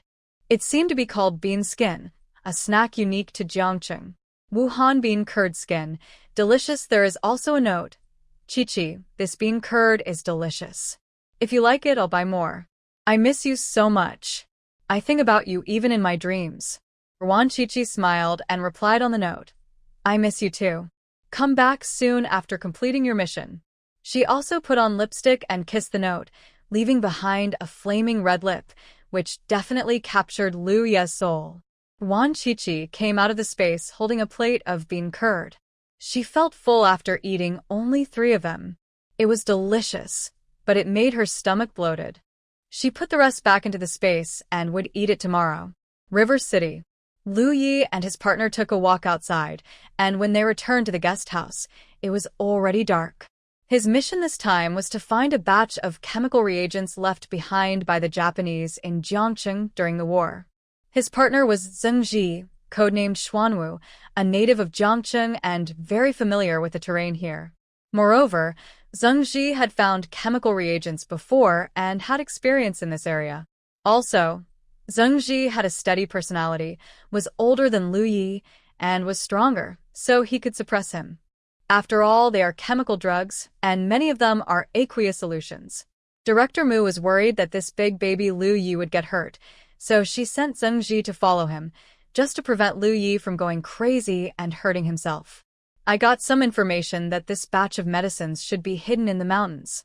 Let's go into the mountains to take a look tomorrow. Lu Yi said. Okay, go to bed early. I'll call you tomorrow morning. Zheng Ji knew that Lu Yi was good at gathering information and did not doubt the reliability of the information. He went to the next room to rest. After Lu Yi closed the doors and windows, he entered the space. When he saw the flaming red lips on the note, he somersaulted several times with joy. He wished he could go back to Tanzhou right now and hug his wife and kiss her hard. Darn the Japs, they surrendered, but still left so many hidden dangers. He should have sneaked into Yudi's lair and killed the old guy. Unfortunately, he was discovered by the Japs, who kept bombing the sea, almost killing him. After a while, he will sneak in again to take a look and retreat if it doesn't work. Now he is Qiqi, and Qiqi will give birth to babies in the future. He has to live well and can't act recklessly like before. The next day, Lu Yi and Zheng Ji went to the mountain. Following the direction he had inquired about, they slowly went into the deep mountains.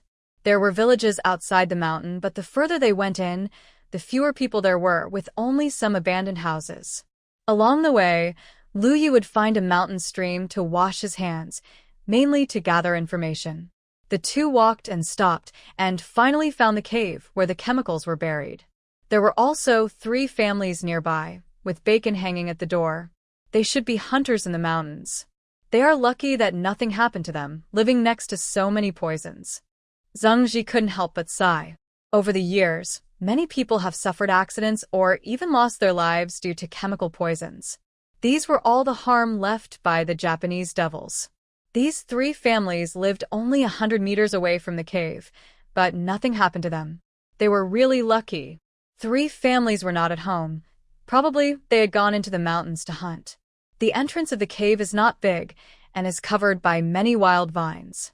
If Lu Yi did not have the ability to gather information, he would never have discovered this cave. He used a knife to cut off the wild vines at the entrance of the cave and quickly cleared it, revealing a cave entrance that was only wide enough for one person to pass through. The cave was very deep, and the smell was very fresh. Obviously, there was an exit inside. I'll go in, and you stay outside. Lu Yi chopped some pine torches nearby, made a simple torch, and went into the cave. The cave is gourd-shaped, small on the outside and large on the inside. It gets bigger as you go in. After walking about 10 meters, you will reach a hall of about 100 square meters. There are obvious traces of artificial carving on the cave walls, which shows that this hall was dug out by humans. There were more than 30 large wooden boxes stacked in the hall, sealed so tightly that they were still airtight even after decades. There were skull and crossbone symbols on the outside of the boxes, and it was obvious that these were the batch of leftover chemicals.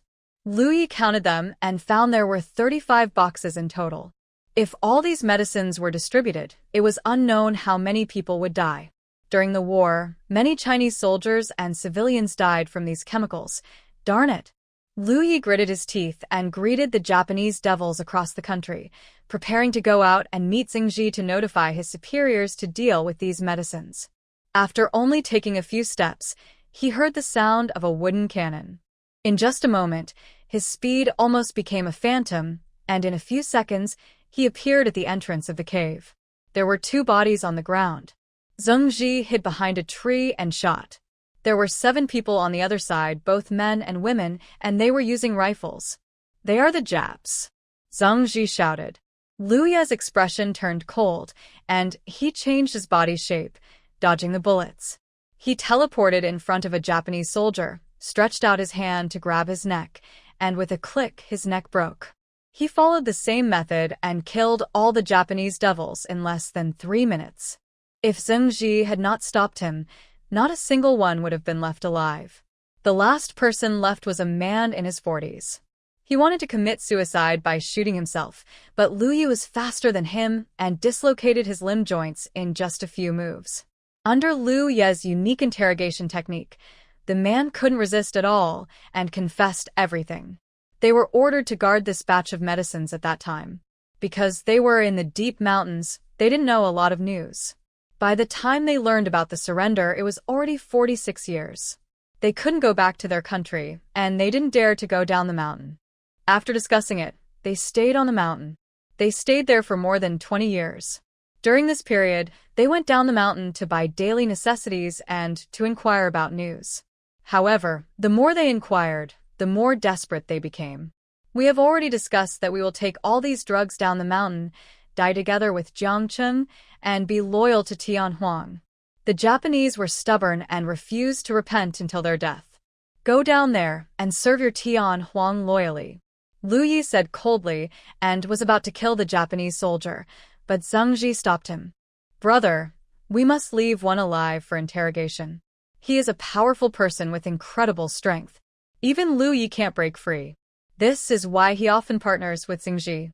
Because in the entire 759, only Xingji's strength can control Liu. Because he failed to kill the Japanese soldiers." He went to check several corpses, looked at each one with disgust, and kicked them aside. "Too ugly, darn, none of them look like humans. This one is just okay. Leave it here." After picking and choosing for a long time, Liu finally picked one. He examined it and found that the head shape was beautiful and the leg bones were straight. He was sure that Chi-Chi would like it. "What are you staying for?" Xingji didn't understand. What's the use of the Japanese corpses? Even using them as fertilizer would stink. You wouldn't understand even if I told you.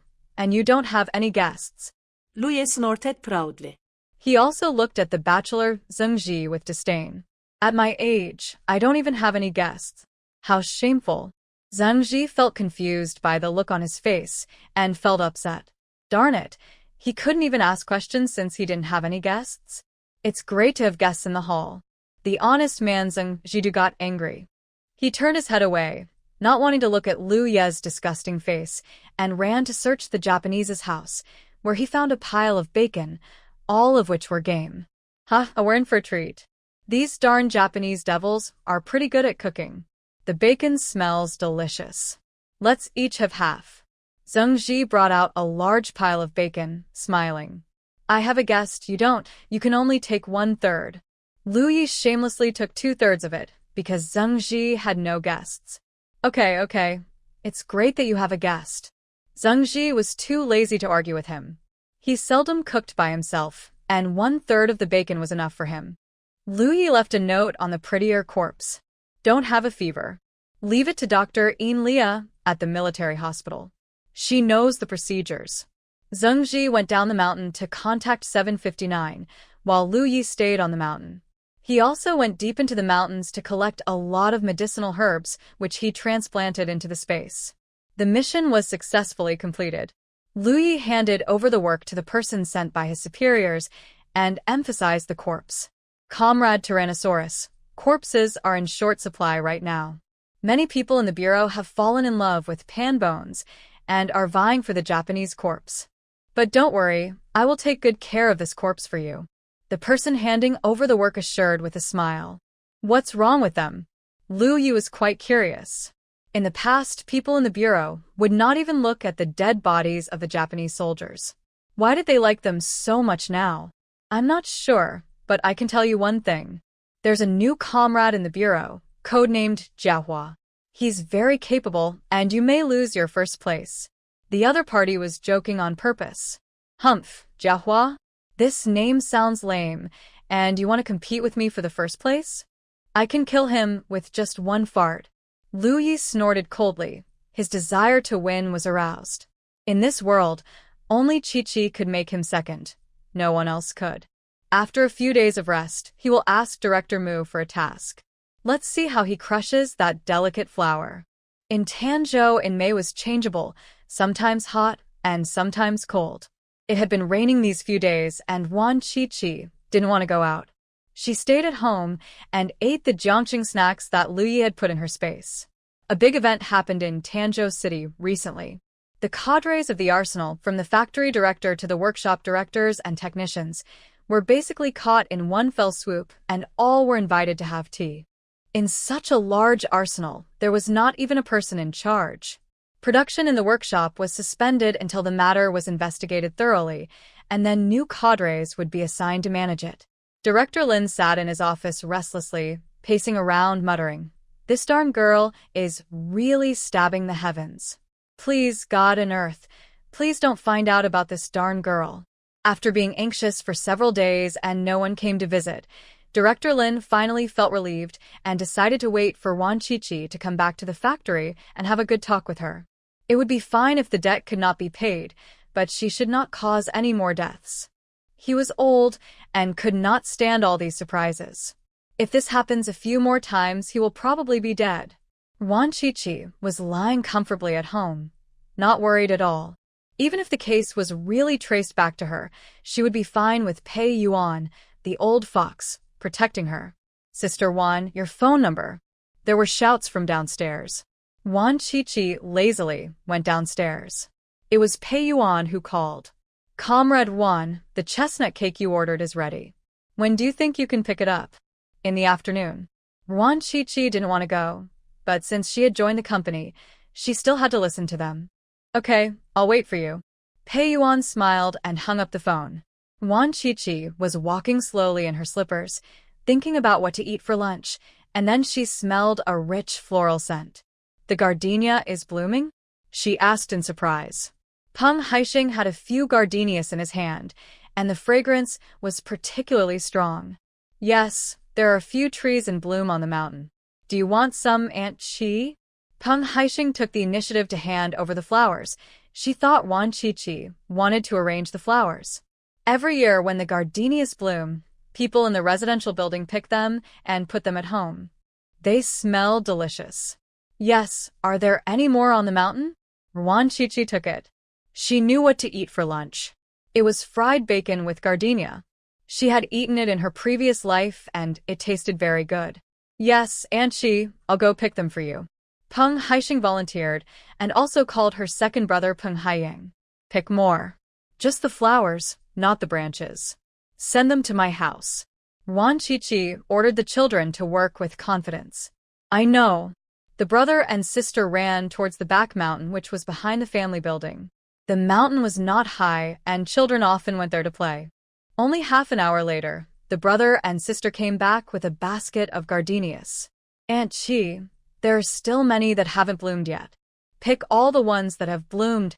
The brother and sister ran with rosy cheeks, looking very cute. "Thank you. Here's a bag of peach cakes for you to eat." Wan Chi-Chi gave them a bag of peach cakes and said in a bossy tone, "More peaches will bloom in a few days, so help me pick some more." "Okay, my brother and I go to the mountains to collect firewood every day." Peng Haixing nodded vigorously. She was a little embarrassed to eat the peach cake, but now that Aunt Chi wanted more money, she could eat the peach cake with peace of mind. The brother and sister left. Wan Chi removed the stamens of the gardenia and soaked the petals in water. Many small insects came out of them. She washed them several times before cleaning them. She then blanched them in boiling water and fried them with bacon. She had eaten it in a restaurant in her previous life. The gardenia flower was smooth and crispy and tasted very good. It was also delicious with fried bacon and twice-cooked pork. Fried bacon with gardenia, she fried a large pot of gardenia bacon and stewed a lot of green peppers. After peeling them, she made pepper-fried preserved eggs with them. This dish goes especially well with rice. The most important thing is that the peppers must be stewed over firewood or charcoal fire to make them especially fragrant. Just as she finished cooking, she heard familiar footsteps in the corridor. Wan Chi-Chi's mouth curled up, and she fried some bandit pork liver and cooked some seaweed egg soup. Chi-Chi, I'm back. While still on the second floor, Lu Yi shouted, holding a large bunch of bacon in his hand, which was seized from the Japanese's home. You came back just in time for lunch. Wan Chi-Chi brought the dishes to the table and asked him to wash his hands before eating. The bacon is hung up and eaten slowly. Chi-Chi, I found a very pretty little devil for you. I've sent her to Dr. Een. Once she treats her, you'll have fun again. Lu Yi took a bite of the gardenia-cured pork. The taste was something he had never tasted before, and he couldn't help but ask, what is this dish? Gardenia. Plant some in the space later. Okay, I'll go dig in the mountain in a moment. Lu Yi also likes to eat fried bacon with gardenia. He didn't expect that this flower is not only beautiful, but also delicious. After the two of them finished their meal, Lu Yi wanted to enjoy the short separation, but Wan Chi-Chi had to go out in the afternoon, so he could only go to the mountains to dig gardenias. Pick some wild onions too. They're delicious when fried with bacon. Wan Chi-Chi gave some instructions and went out with her bag. When she arrived at Wudong West Point, she went in by herself and found Pei Yuan waiting for her in the office. You killed Gao Yufei, didn't you? Pei Yuan asked straight to the point. Well, he has no online connections and no accomplices. All the bad things he did are recorded in a little notebook, and I kept them all. Wan Chi-Chi admitted it. She didn't want to hide it from Pei Yuan anyway. That's not the point. The problem now is that you are disorganized and undisciplined, and you are seriously lax. Wan Chi-Chi, you are now an employee of 759. If you find anything, you should report it to me in time instead of killing Gao Yufei on your own initiative. Pei Yuan's expression was very serious, and he felt helpless inside. As a leader, what you fear most is subordinates like Wan Chi-Chi, who are sloppy. They are very capable, but always like to act on their own, which makes people happy and sad. At this moment, Pei Yuan finally understood the director's complex feelings of love and hate towards Tyrannosaurus. Tanjo 759 is divided into two groups.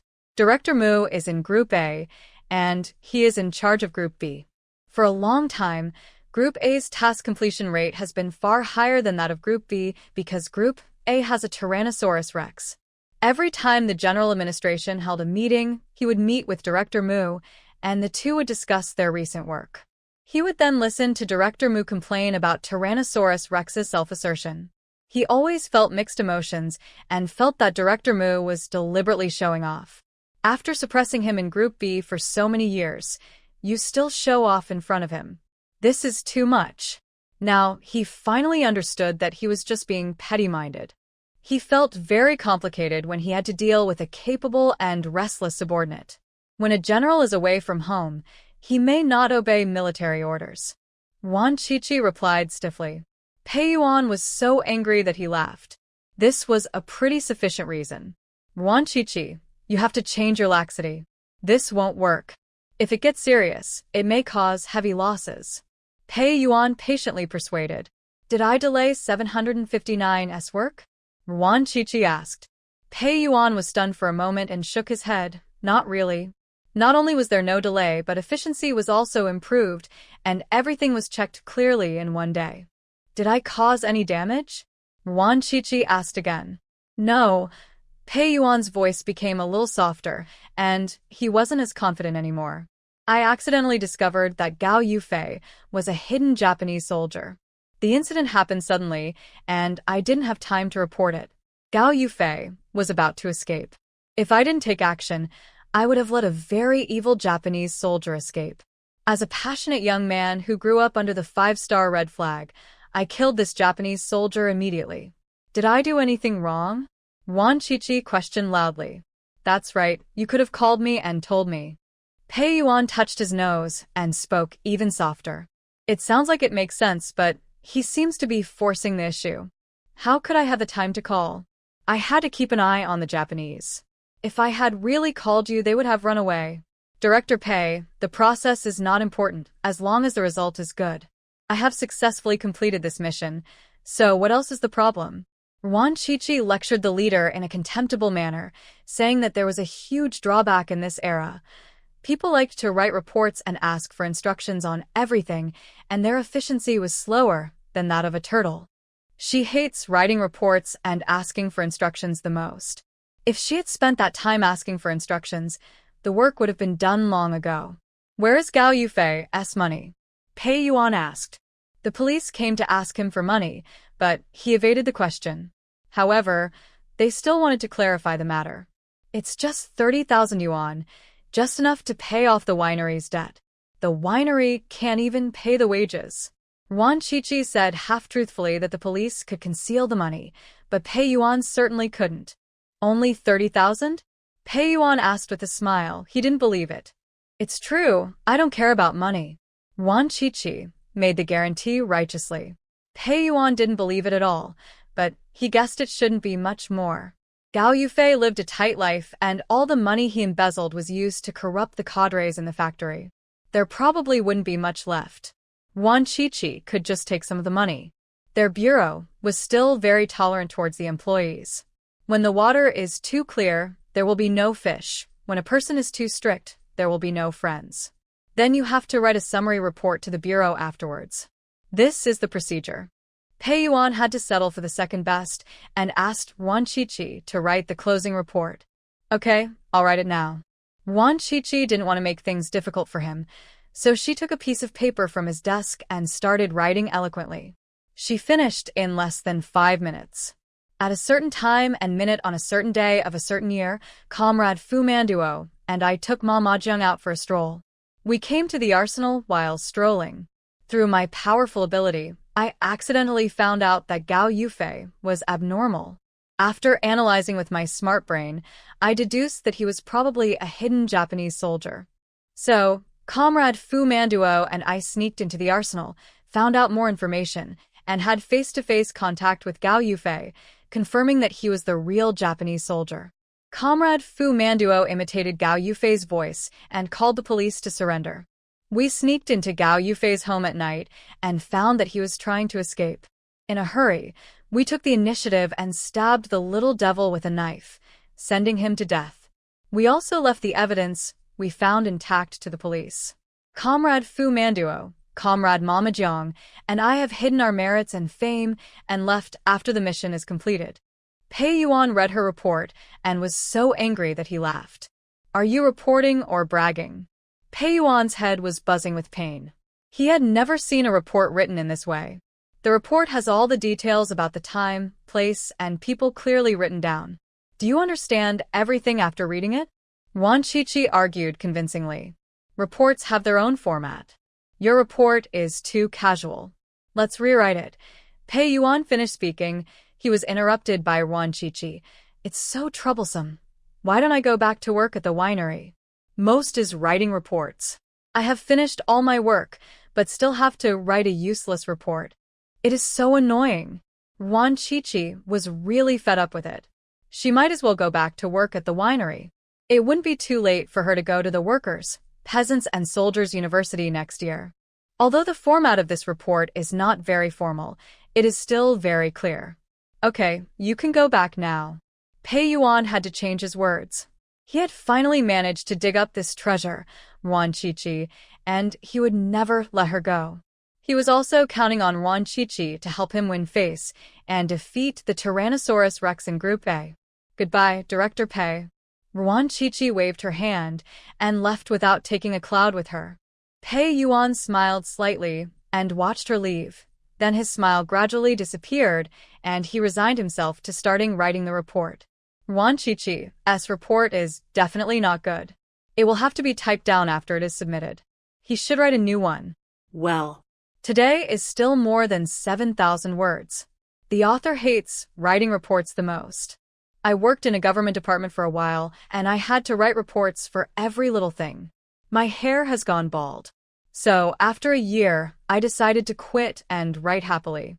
In addition, in view of the author's diligence in updating during the National Day, can you give me a small gift and a 5-star rating? Leaving, Ruan Chichi bought a few chestnut cakes. The chestnut cakes from Wudong Pastry are quite good, so she packed them up and took them home to eat slowly. This is for Mama-chan. Ding-yi gave her a bag of bread. His original job was a pastry chef, but because he was seriously injured and his superpowers disappeared, he could only make bread in the pastry shop. Thank you. Ruan Chichi thanked him sincerely because she wanted to keep half of the bag of bread for herself. Ding-yi smiled, picked up the teacup to make tea, but the teapot was empty. He slapped his forehead in annoyance. I forgot to buy tea again. I have it. I'll give you a pack. Ruan Chichi reached into her bag, actually taking something from the space, and took out a bag of tea, about 2 taels. The tea was wild tea grown in the space. It grew very fast and produced many tender buds. She picked them and roasted them into tea. There wasn't much, only about half a pound.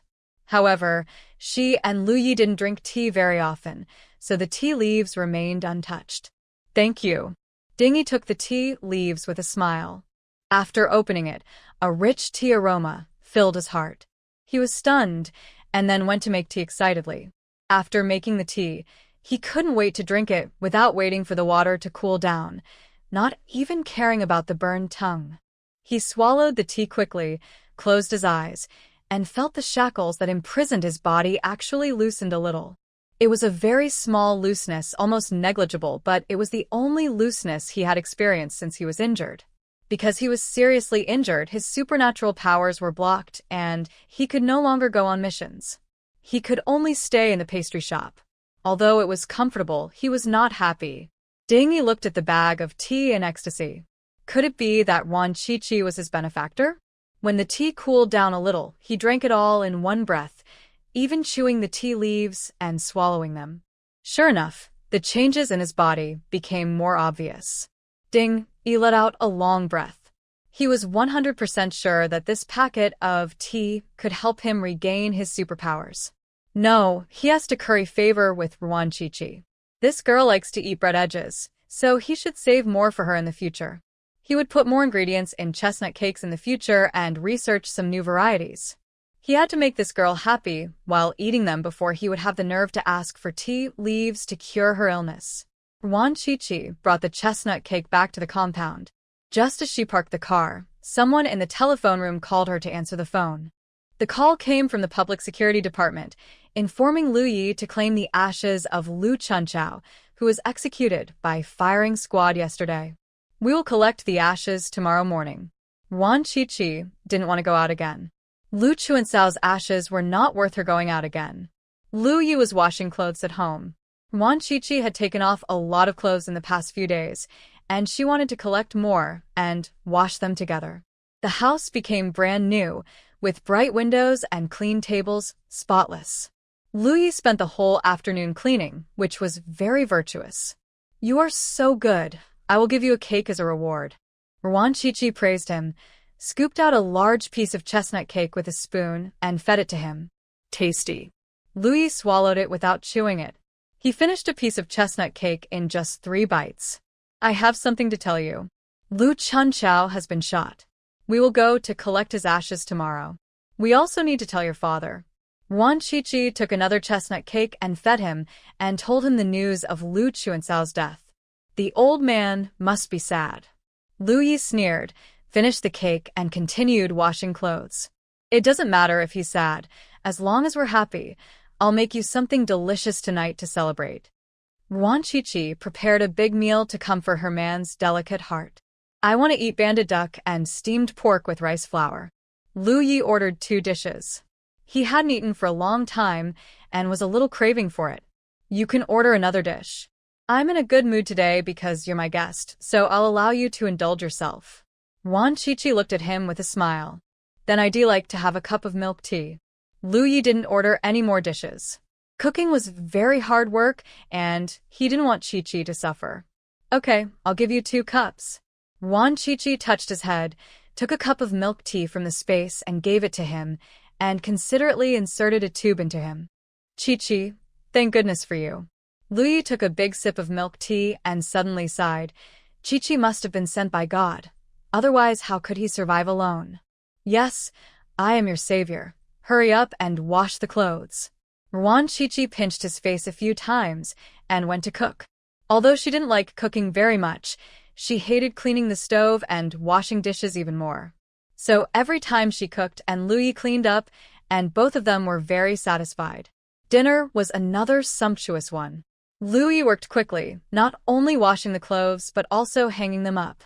Uncle Lu, my mother made the potash pork liver, it's delicious. Ran into Lu Yi, who was drying clothes on the balcony. Fried pork liver with potash. Filter the potash from the wood stove as a material. It is delicious and can improve eyesight. Lu Yi was wearing an apron with small floral patterns, which made him look a little funny. The little girl was trying so hard to hold back her laughter that her lips were twitching. Laugh if you want to. Why should you hold back as a kid? Lu Yi saw that the little girl was trying to hold back her laughter, so he slapped her on the head and made a teasing remark. Peng Haixing smiled boldly, handed him the bowl with a smile, and turned to go downstairs. Thank you, Mom. Lu Yi called out.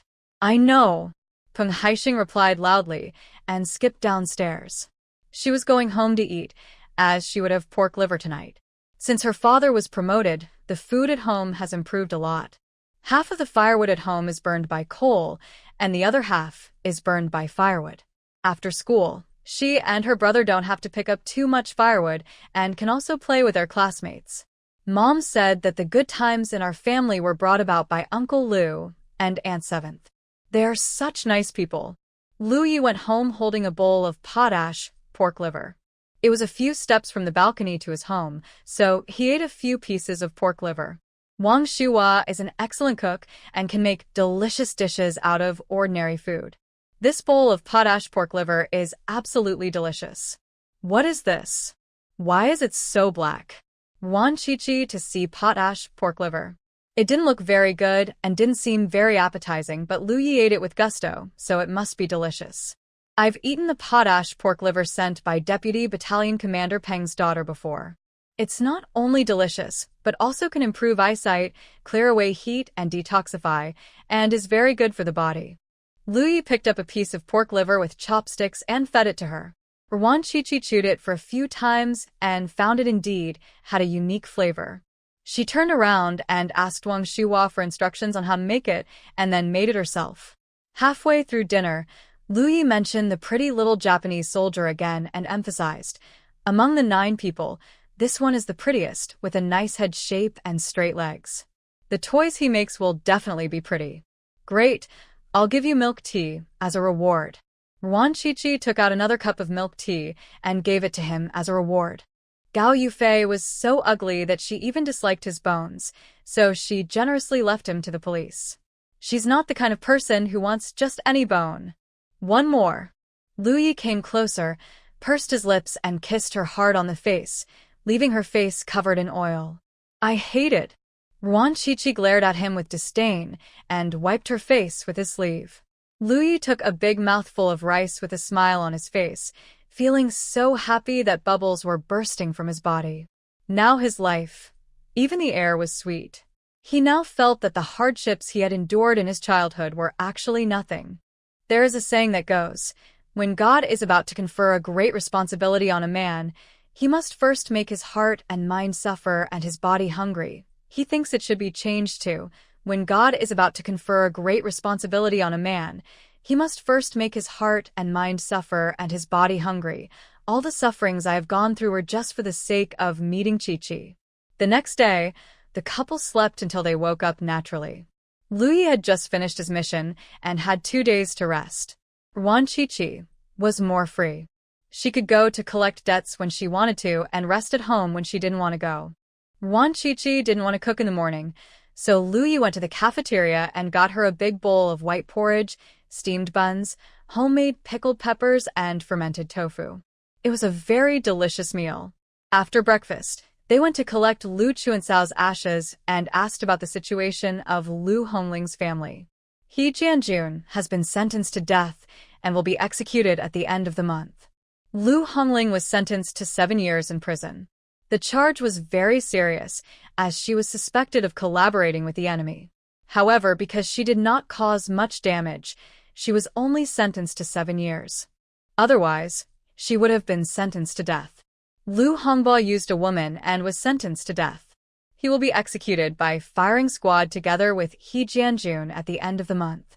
Lu Hongtao was sentenced to 5 years in prison for taking credit for other people's work.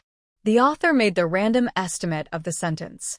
He didn't quite understand the law at the time. Don't take it too seriously. Lu Chunchao is dead, Lu Hongbo will die soon, and only Lu Hongling and Lu Hongtao are left. After spending 5 to 7 years in prison, they are almost ruined. I believe the original owner must be very satisfied with this ending. They buried Lu Chuancao's ashes in the cemetery instead of dumping them in a random stinking ditch. After all, she was Lu Disheng's biological daughter, and the old man would definitely go to pay tribute to her in the future. The two arrived at the farm. It was almost noon. The residents were all cooking. The stove at Lu Disheng's door was not turned on, and he was at Yuan Huilan's house across the street. Yuan Huilan had always been in high spirits. Even when she came to work on the farm, she was always in good spirits. But at this moment, Yuan Huilan looked like a frost-bitten eggplant. She sat listlessly in a chair, her face pale, her lips bloodless, and a letter in her hand. Lin Manyan was cooking outside the house. Although she came to the cadre school, her salary was still paid as usual, so her life was still okay. She was in a good mood today, so she prepared some hearty dishes, steamed a plate of sausages, and fried bacon with wild onions. The aroma drifted into the house, making Lu Disheng drool. Darn it! All the bacon and eggs at home were eaten up, so he could only stir-fry wild onions. They smelled good but tasted dry and disgusting. Old Lu, would you like to eat together? Lin Manyan finished cooking the dishes and asked attentively. She has always wanted to remarry Lu Disheng. During her time on the farm, she experienced the fickleness of human nature and the cruelty of the world. When she was the commander's wife, everyone came to curry favor with her, but now everyone ignored her, and even her own family was snobbish. She was implicated because of her maternal family, but she suffered on the farm. Her maternal family never visited her once, not even a letter. She wrote a letter to her maternal family, hoping that they would send some food, but the letter fell into the sea, and there has been no reply to her until now. Lin Manyan didn't give up and called her parents. She answered the phone, but her mother didn't even have the patience to listen to her.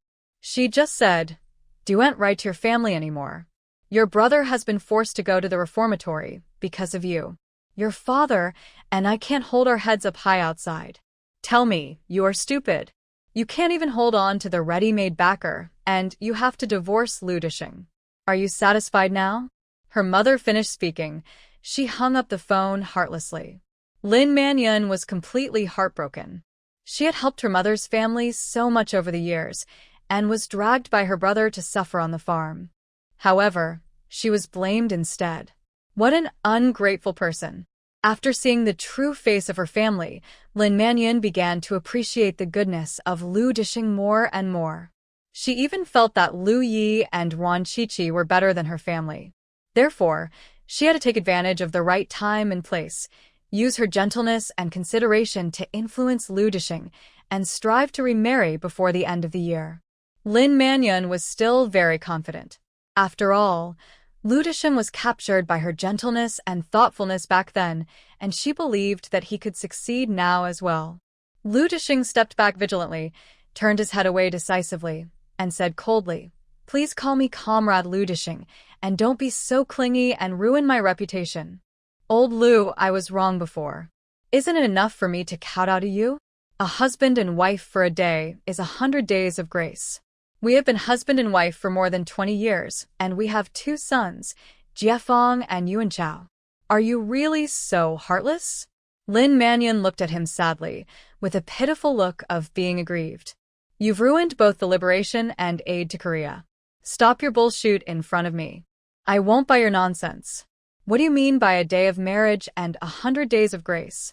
I only believe in betrayal once and a lifelong enemy. I will never trust anyone who has stabbed me in the back on the battlefield again. If the liberation and aid Korea were not mentioned, but once they were mentioned, Lu Disheng became furious. He was a hero all his life and was never afraid of hardship or death in battles. Some people called him stupid and reckless, but no one called him a coward.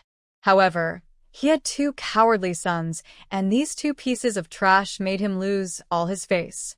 Lin Mannion forced out a tear. Perhaps it was because she was old and her beauty had faded, so her tears were not as abundant as when she was young, and she could not squeeze out as many tears as she wanted. Now it took a lot of effort to squeeze out a tear. This teardrop hung on her eyelashes, about to fall, but it didn't have much effect in making me feel pity for her. After all, she was old, and had worked on the farm for so many days, exposed to the wind and sun.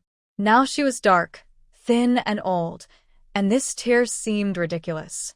After hearing Lu Disheng's cruel and heartless words, Lin Manyun's tear seemed even more ridiculous. She could no longer continue her drama and had to end it in disappointment. Yuan Huilan looked dejected, as if she didn't hear their bickering and didn't even blink. If it were in the past, she would have made some sarcastic remarks.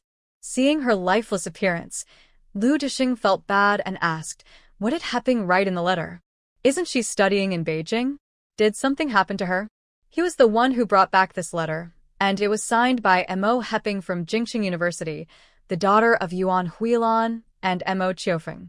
Mo Heping is beautiful, good at studying and sweet-talking. Many elders in the compound like her. Lu Disheng also wants a daughter like her, but unfortunately his daughter is Lu Chunchao. Standing next to Mo Heping, they are like stewed eggplant and juicy cucumber. After reading the letter, Yuan Huilan became what she is now, and she doesn't even know what is written in the letter. Lu Disheng was worried that something had happened to Mo Heping. He hadn't been to the capital for a while, but he heard that things were not peaceful, especially for young students who were impulsive and easily irritated. He hoped that Mo Heping would not do anything stupid. Yuan Huilan responded this time. She handed the letter to Lu Disheng and let him read it himself. You know all the characters, right? She also asked. I can also write reports, don't look down on me. Lu Disheng retorted in annoyance, went back to his room, got his reading glasses, and started reading the letter. Mo Heping's handwriting was very delicate, a very beautiful small regular script, and the beginning was some casual talk. Lu Disheng read it quickly and finally saw the main point of the letter. His expression became more and more ugly. Has Heping become stupid from studying so much? Could it be that someone else imitated her handwriting to write this letter? Lu Disheng asked with a dark face, feeling extremely angry. How is it possible? This is clearly Mo Heping's handwriting. How can anyone else write such beautiful words? Oh, has Mo Heping really become stupid from studying? Even a son would think his mother is ugly. She is a college student. They actually despise you and even advise you to take the initiative to divorce. TSK, TSK, TSK. If you ask me, what's the use of being well-educated? Take my family's Jiefeng and aid Korea. Although they were not good at studying, they are now defending their country on the border. How glorious! Lin Manyun's gloating voice sounded. She had just taken a few secret glances and saw the most crucial lines of words. Mo Heping actually advised Yuan Huilan to take the initiative to divorce, so as not to affect her father and brothers. Although he did not mention herself, it was obvious that Mo Heping was also afraid of being implicated. After reading this, all the suffering that Lin Mannion had suffered from being oppressed and bullied by Yuan Huilan during this period was completely swept away, and she felt happier than after eating the ginseng fruit. Yuan Huilan. Oh, Yuan Huilan, you have finally come to this day. You deserve it. Eat your meal. What's your business? Lu Disheng glared fiercely. How come I have nothing to do with it? I'm living in the same room with Yuan Huilan now, and we work together. Lu Disheng, you're not feeling sorry for her, are you? Don't make any mistakes. She's still a guest of Mo Qiufeng's hall. Lin Manyun felt jealous and thought that Lu Disheng still had feelings for Yuan Huilan, so she couldn't help but be sarcastic. You deserve a beating, don't you? I'm an upright man. If you keep talking nonsense, I'll even beat up a woman.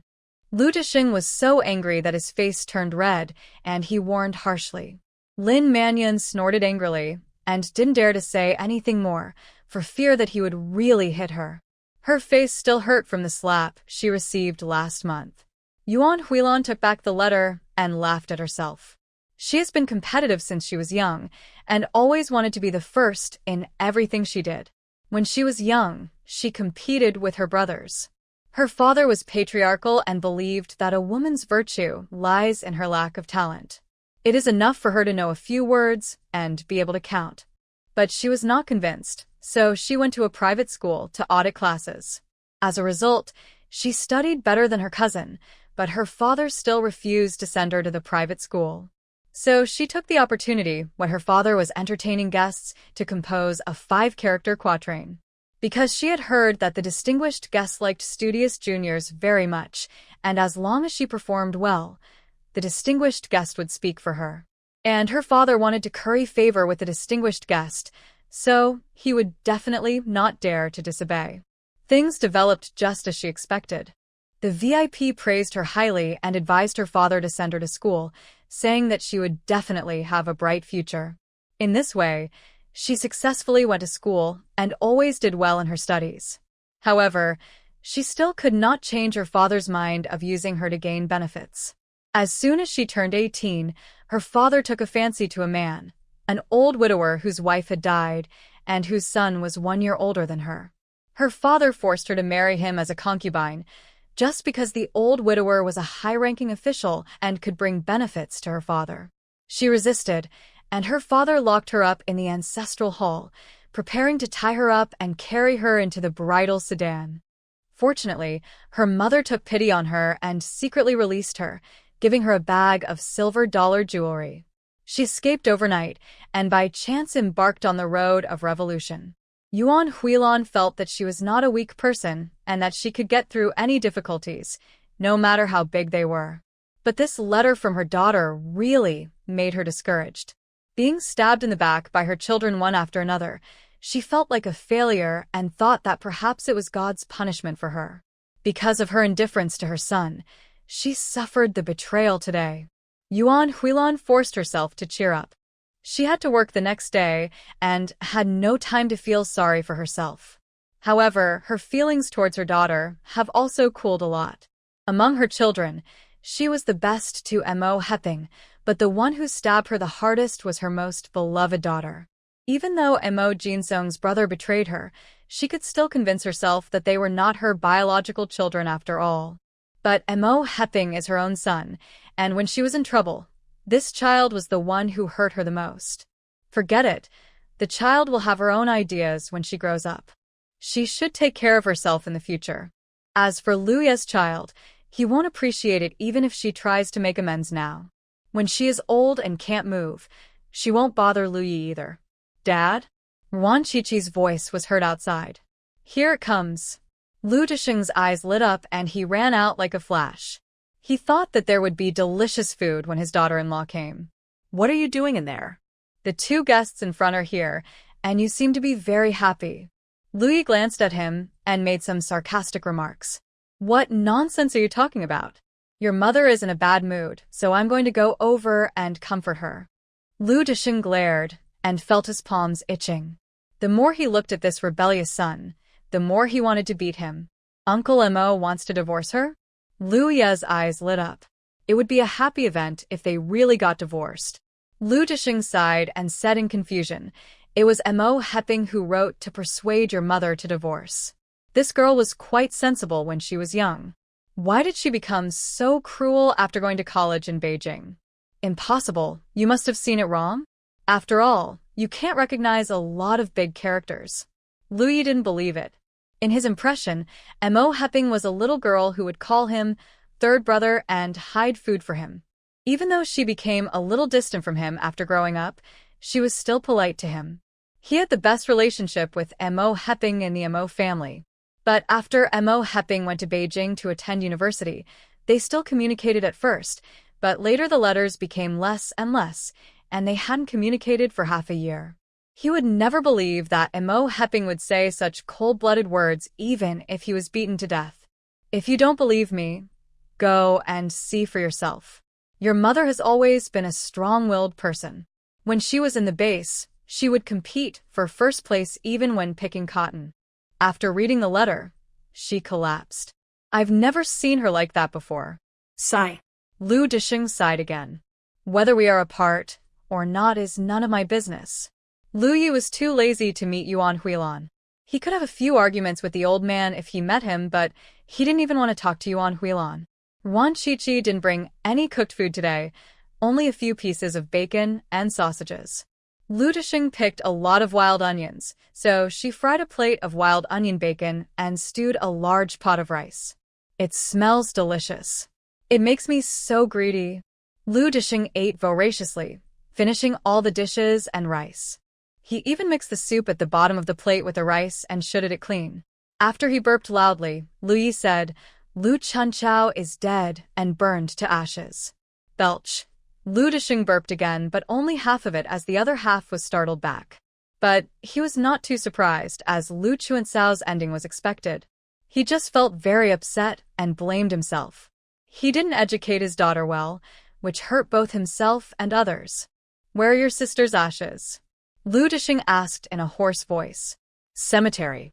Lu Yi answered briefly and added, Lu Hongba will be shot soon, so we can bury them together to save the mother and daughter from not being able to see each other. Actually, he wanted to save some money. Luckily, it was changed quickly. After all, the old man gave 10,000 yuan, which was enough to buy dozens of graves. Okay. Lu Disheng sighed again. The delicious food in his stomach became heavy, and he felt a little bloated. His daughter is dead, but he still eats so much. It's a sin. The third update is finished. Yuan Huilan's character is not ruined. The author would like to explain in advance that she is a good student and competitive, but she is indeed stupid in some things. The author has met people like her in real life. They are very capable at work, but their family relationships are a mess. Therefore, AI can never replace humans, because humans are so complex that no AI can interpret them. I have said a few more off-topic words. I will continue to update tomorrow. Good night. Dad, you are selfless and you are getting rid of harm for the people. The people will only be grateful to you. I believe that my eldest sister also figured it out before she died, and will not blame you. Yuan Qiqi comforted. Lu Disheng smiled bitterly a few times, his voice becoming even hoarser. It's okay as long as she doesn't hate me. I hate you. How come you don't care? When Lu Yi heard this, he got angry again and retorted. If you care so much about whether Lu Chunchao hates you or not, why don't you care about his hatred? Lu Disheng choked for a long time, unable to utter a word, and lowered his head guiltily. However, after being criticized by Lu Yi, he was not so sad about Lu Chuancao's death. My daughter is so cruel that she wanted to poison Xiaoya. It's better for her to die so that she won't harm others. The two men only stayed for more than an hour before they were ready to leave, taking away a lot of wild onions. Lu Disheng was working on the mountain, where wild onions grew wildly, and you could easily pull a bundle of them. Qiqi. Lin Mannion was standing at the door. When she saw them come out, she smiled and greeted them in a flattering manner. Lu Yi snorted coldly and ignored her. Yuan Qiqi didn't want to answer, but was stopped by Lin Mannion, who begged her. Qiqi, do you know the address of the Jiefeng Aid Korea? I miss them in my dreams, and I don't know how they are doing now. I want to send them some food. After all, they are my flesh and blood, and I feel sorry for them. Lin Mannion spoke sincerely, and even shed a few tears. Yuan Qiqi didn't believe a word of what she said, but she pretended to believe it and asked, What does Aunt Lin want to send? I can help. No. I won't bother you. I'll send it myself. Just tell me the address.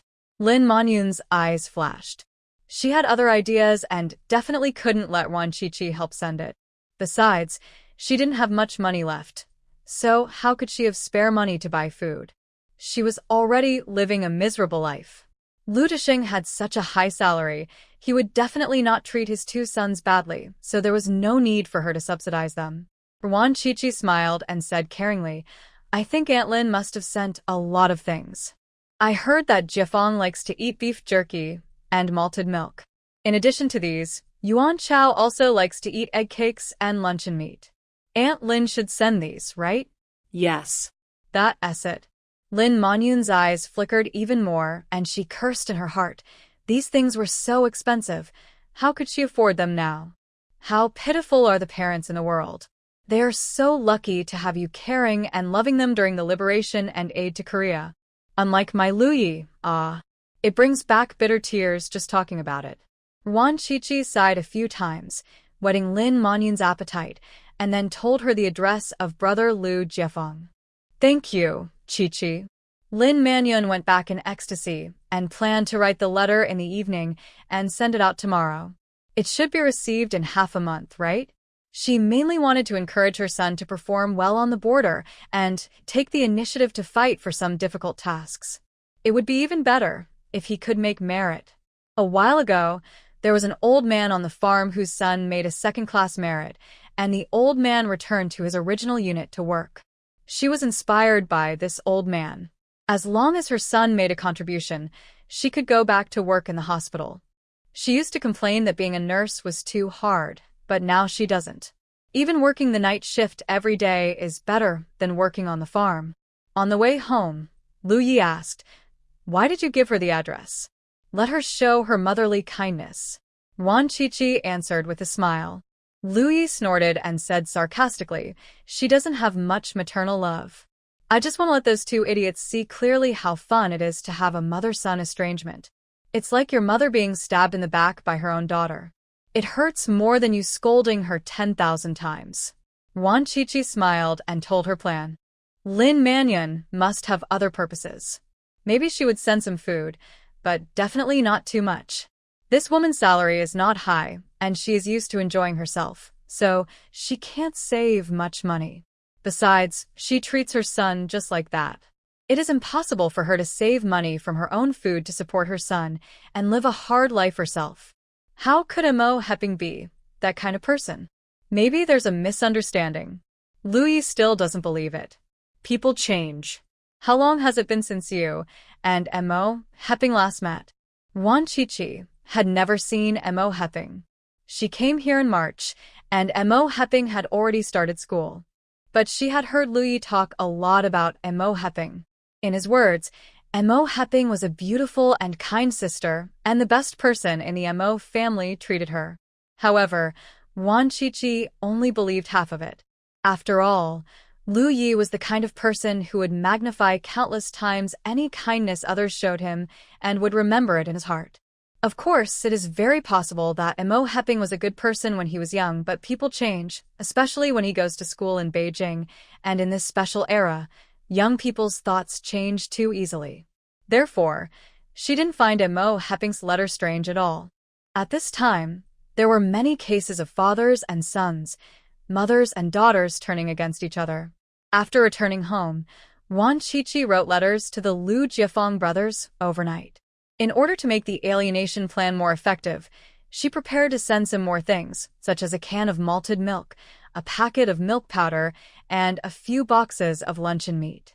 After all, she had earned a lot from Sulina, so she didn't feel bad about these few things. I met your mother today. She asked me for your address and said that she was worried that you wouldn't have enough to eat at the border, so she wanted to send you some food. Aunt Lin said that you like malted milk, luncheon meat, and beef jerky, so she plans to send you more. Alas, parents are pitiful. Aunt Lin is lazy and has a crooked mindset. She always likes to hold back and betrayed our father. She stabbed him in the back and almost killed him. All these things are in the past. Even if Aunt Lin is not good in 1,000 ways, her love for you is real. Dad asked me to send these malted milk, luncheon meat, and milk powder. He misses you very much. He also told you to be self-reliant and strong, and not to bring shame to the soldiers. I believe you can do it. And the leeches on the border are actually a nutritious ingredient. As long as they are cleaned and cooked at high temperature, they can be made into a meat dish. You won't be afraid if you think this way. Come on. By your sister-in-law Wan Chichi, who truly misses you, on June 2nd, 1971. A letter was quickly written. In the letter, Wan Chichi described in detail how Lin Manyun had betrayed Lu Disheng. She also mentioned a leech recipe, stewed leeches with pork belly. She had heard about it in her previous life, and it was said to be very nutritious. Wan Chichi had never eaten it before, and she would not eat it no matter how crazy she was. She sealed the envelope, put a stamp on it, packed it into a package, and would send it out tomorrow. Sending them something again? That's too good for them. Lu Yi went to the bathroom to wash up, and when he came back he saw his wife sewing a package, and he felt a little jealous. You can't catch a wolf without sacrificing a child. These two idiots are your father's biological sons after all. They're not bad people. We can't let them be kidnapped by Lin Manyun. Besides, they have done you some good deeds. Wan Chichi just figured out something recently, and she was actually a little grateful to these two fools. What credit can they get? Lu Yi didn't believe it. Although he didn't hate these two idiots, he didn't like them either, because they were Lin Manyun's children. When you were a child, you were bullied by Lin Manyun, and you must have been angry. If it were someone else, they would have gone astray, but you didn't. Instead, you grew up to be a good and upright person.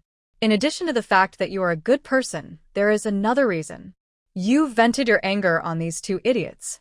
Lin Manyun committed a sin, and they suffered for it. So you still have some merits in you. Wan Chichi explained to him patiently that she was not speaking for the Lu Jiafeng brothers, but was just discussing the facts. These two fools did make some contributions. Lu Yi blinked. That seems to be the case. Sometimes I hate her so much that I want to kill someone. I want to kill Lin Manyun and die with her. Every time I think about this, these two idiots will rush in front of me, and I will vent my anger on them, and I won't be able to kill Lin Manyun. He patted his forehead and said with a smile, then send it to them, as compensation for breaking their bones when I was a child. A little thing. He is not a stingy person. I know you are a very generous person. Most people don't have your tolerance. Wan Chichi flattered Lu Yi and made him smile. He happily picked up the mop, went to the bathroom to get a bucket of water, and went home to mop the floor with a grunt. Some people use leeches as food. If it weren't for the fact that it can make people live 100 years longer, the author would never eat it. Sent out the letter and package almost at the same time. Lin Manyun was sending a letter, but she didn't have time to buy anything, so she simply didn't send it. Mo Chiofeng also learned about his daughter's letter. He went to the farm and had a heart-to-heart talk with Yuan Huilan, trying to comfort her. I'm not that fragile, Mo Chiofeng. Let's get a divorce. Yuan Huilan's eyes were dark, and she looked very haggard. She had not slept all night, and was very tired.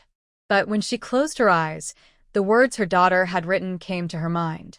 Every word seemed to come alive, dancing in her mind and automatically transformed into her daughter's voice, playing on a loop like a tape recorder. The day began to brighten. She finally figured it out. In the Mo family, she is indeed an outsider. Even her own daughter never treated her as a relative. Therefore, she should get a divorce to avoid these three siblings blaming her all day long. Huilan, I won't get a divorce. I will criticize Heping. The child is grown up and has her own ideas. We as parents can't control them. We just need to live our own lives in the future. Children and grandchildren will have their own blessings. Think positively. Mo Chiofeng advised in a gentle voice. Although he was angry about what Mo Heping had done, he didn't feel that bad. Perhaps it was the character he had developed after years of lurking. After seeing too many people backstabbed, he had already developed a heart of stone. The children have grown up, and they have to walk their own paths in the future. It is best for them to walk the right path. He will at most pull them along the wrong path once, and if they still refuse to turn back, he will not pull them along again. Respecting the fate of others is the greatest good you can do for yourself. No one can predict what my future will be like, so let's get a divorce, so as not to affect the children's future. Yuan Huilan has made up her mind. She is a decisive person, and once she makes a decision, it is difficult for her to change it. The children's future is their own business and has nothing to do with us. You don't have to care about it, and I won't care either. If they think we will bring trouble to them, then let them sever ties with us and not affect each other. Mo Chiufeng said in a resolute tone, no matter what happens to you in the future, it will not affect me at all. Don't worry. He gave up going to the capital and came to Tanzhou to take up the post in order to live in peace and tranquility. After all, Tanzhou was his base, and he was confident that he could control it. The two were deadlocked. One was determined to leave, the other was determined not to leave, and finally, they parted on bad terms. Mo Chiufeng was feeling depressed and didn't want to go back to the military area, so he took a stroll outside, bought some cooked food and wine, and went back to the farm to find Lu Disheng for a drink. Lu Disheng was cooking dinner, stir-frying bacon with wild onions. It was delicious. Oh, this is so strange. You, a cultured person, actually come to me to drink? Lu Disheng's skills in being weird and strange are becoming more and more profound. Stop talking nonsense. Do you want a drink? Mo Chiufeng put the dishes on the table. Pork head, peanuts, fermented tofu, and fermented beef in soy sauce were all delicious dishes. Drink. I can't stop drinking you. Lu Disheng swallowed hard, served out the fried bacon with wild onions, took 2 bowls, placed them on the lame table, and poured wine. The table had a broken leg, and half of the wine was poured out, so the table tilted, and the wine was almost spilled.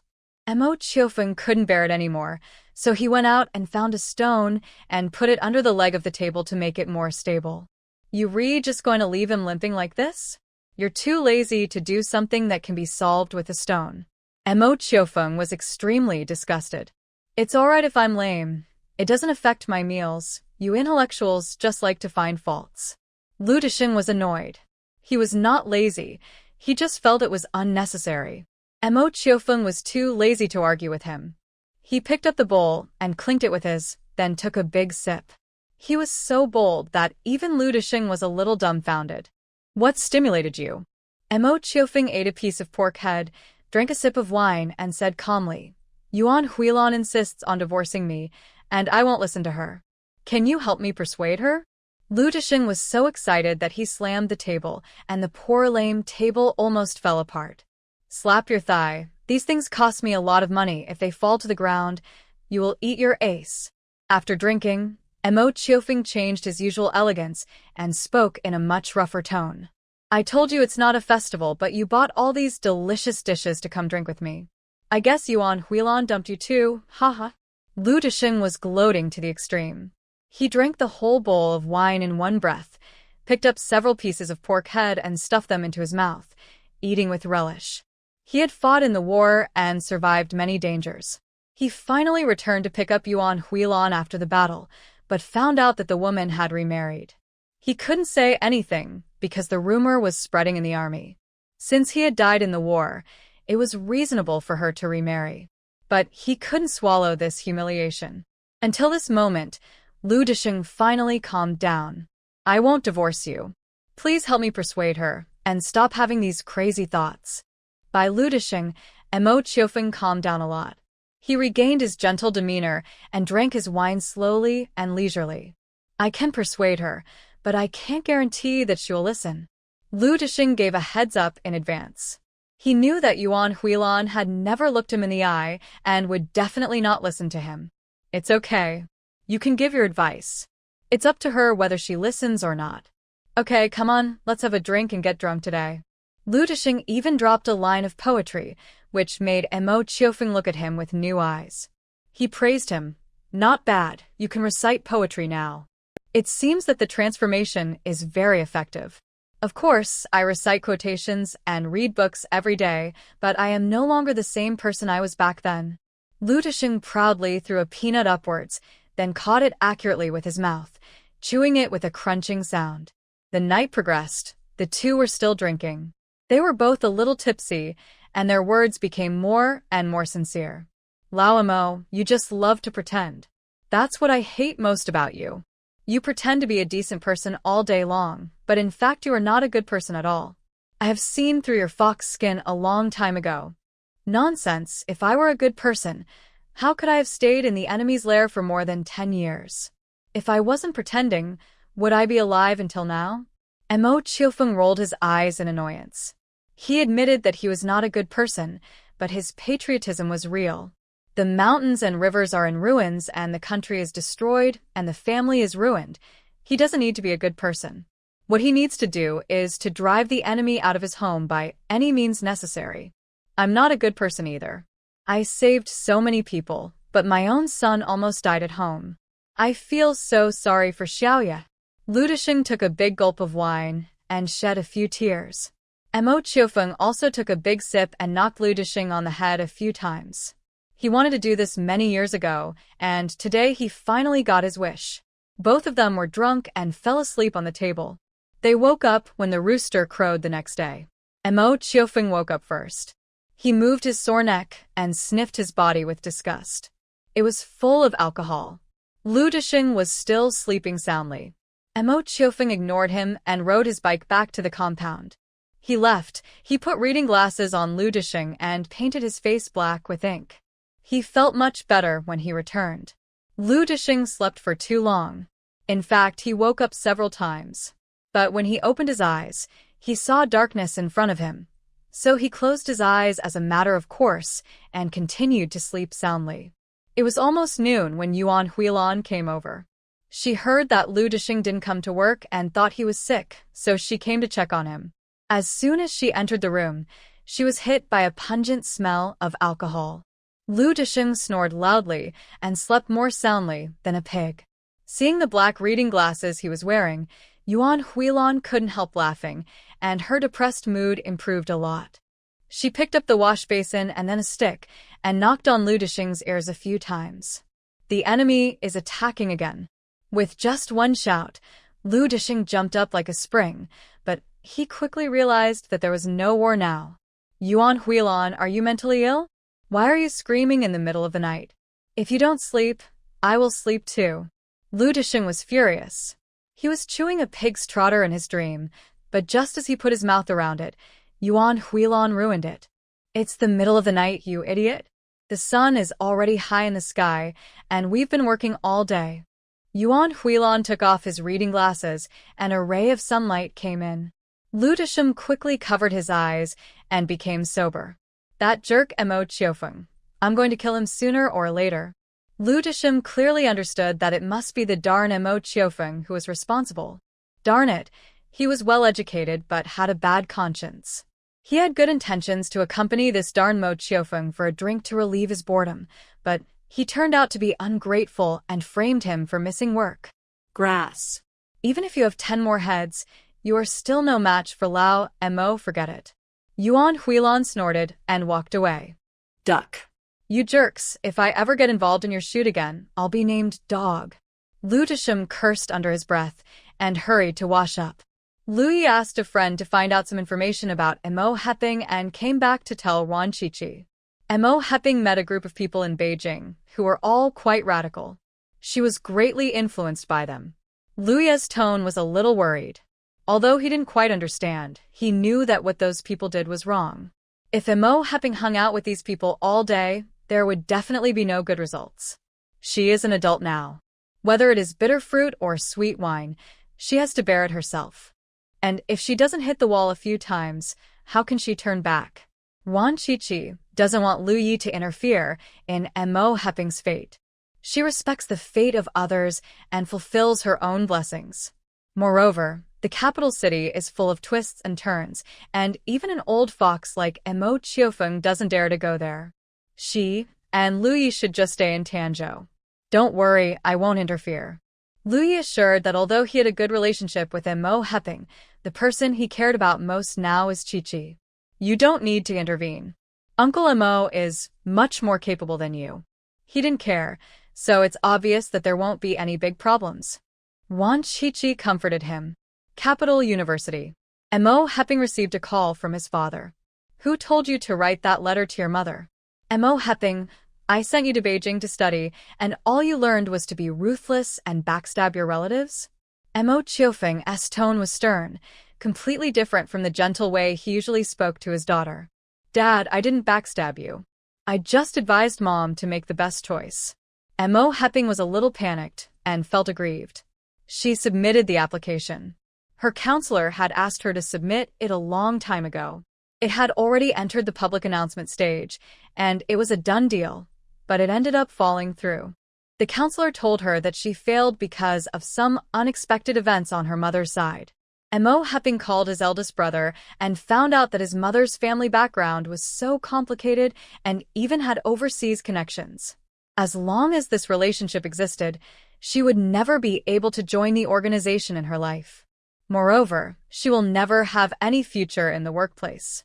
She wrote the letter not to force her mother to divorce, but just to make a suggestion. The final decision still lies with her mother. Mo Hepping asked herself if she had a conscience. If it were someone else, they would have cut off ties with such a mother long ago. Whether your mother and I should divorce or not, I don't need your advice. You just need to do your own thing. Mo Chiofeng's tone became even colder. Dad, what should I do? I should have been a glorious D member now, but because of her, I was eliminated. I worked harder than everyone else and performed so well, but it was all in vain. You criticized me without knowing anything. Do you know how wronged I am? Mo Hepping cried out of grievance. Since you feel so wronged, just cut off your relationship with us, and we will never implicate you. Mo Chiofeng's tone was cold and almost ruthless, and he was also very disappointed with his daughter. Family members should share the joys and sorrows. My daughter has enjoyed 22 years of happiness, but now she has just suffered a little bit of hardship, and she starts to complain and blame all the mistakes on others. She is too selfish. He was even more helpless because his 3 children all disappointed him. On the contrary, Lu Yi, who grew up in a wild environment, was the most promising among his children. Is it really the survival of the fittest? Dad, how could you do this? I am your biological daughter. Mo Hepping was so scared that she even forgot to cry. She couldn't believe her ears. Her father loved her so much before, but now he wanted to cut off all ties with her? It's your own choice. Your mother and I will not divorce. Whether you are a couple or a mother and daughter, you need to stick together through thick and thin. We used to give you a stable and affluent life. You've lived dozens of times better than your peers. Now, you blame your mother for just a little setback and even stab her. You're too selfish, Mo Hepping. Make your own choice. Mo Chiofeng finished speaking earnestly. He hung up the phone, not wanting to listen to his daughter's nonsense anymore. He sighed deeply, took out the fenjiujing, scooped a large piece, and applied it on his temple. His children are all debt collectors, alas. Mo Hepping in the capital city had a lot of grievances and no one to confide in. She was also very panicked, fearing that her father would really break off relations with her. After thinking it over, she called Lu Yi. Lu Yi was taking a shower and Wan Chi answered the phone for him. Third brother, I am Hepping. There was a sweet voice coming from the other end of the phone, and you could tell it was from a girl who had never suffered. Hello, I'm Wan Chi, Lu Yi's wife. Your third brother is taking a shower and can't answer the phone. Hello, third sister-in-law. I didn't make it back for your wedding. Congratulations on your marriage to third brother. Mo Hepping is a very sweet talker, and just as Lu Yi said, he is good at coaxing people. Thank you. What can I do for you? Wan Chi was not coaxed. She had already witnessed the selfishness and coldness of her sister-in-law and did not have a good impression of her. Nothing. Nothing. I just haven't talked to my third brother for a long time, and I want to talk to him. Montag Hepping hesitated. Call me later. Your third brother will be done with his shower soon. Wan Chi was too lazy to talk nonsense with her and asked her to call back in 10 minutes. 10 minutes later, the call came as expected. Lu Yi chatted with her for a while and his expression turned ugly. Uncle Mo is right. You are indeed very selfish. Although Yuan Huilan is not a good person, she has been very kind to you. She raised you with good food and drink and even allowed you to go to college in Beijing.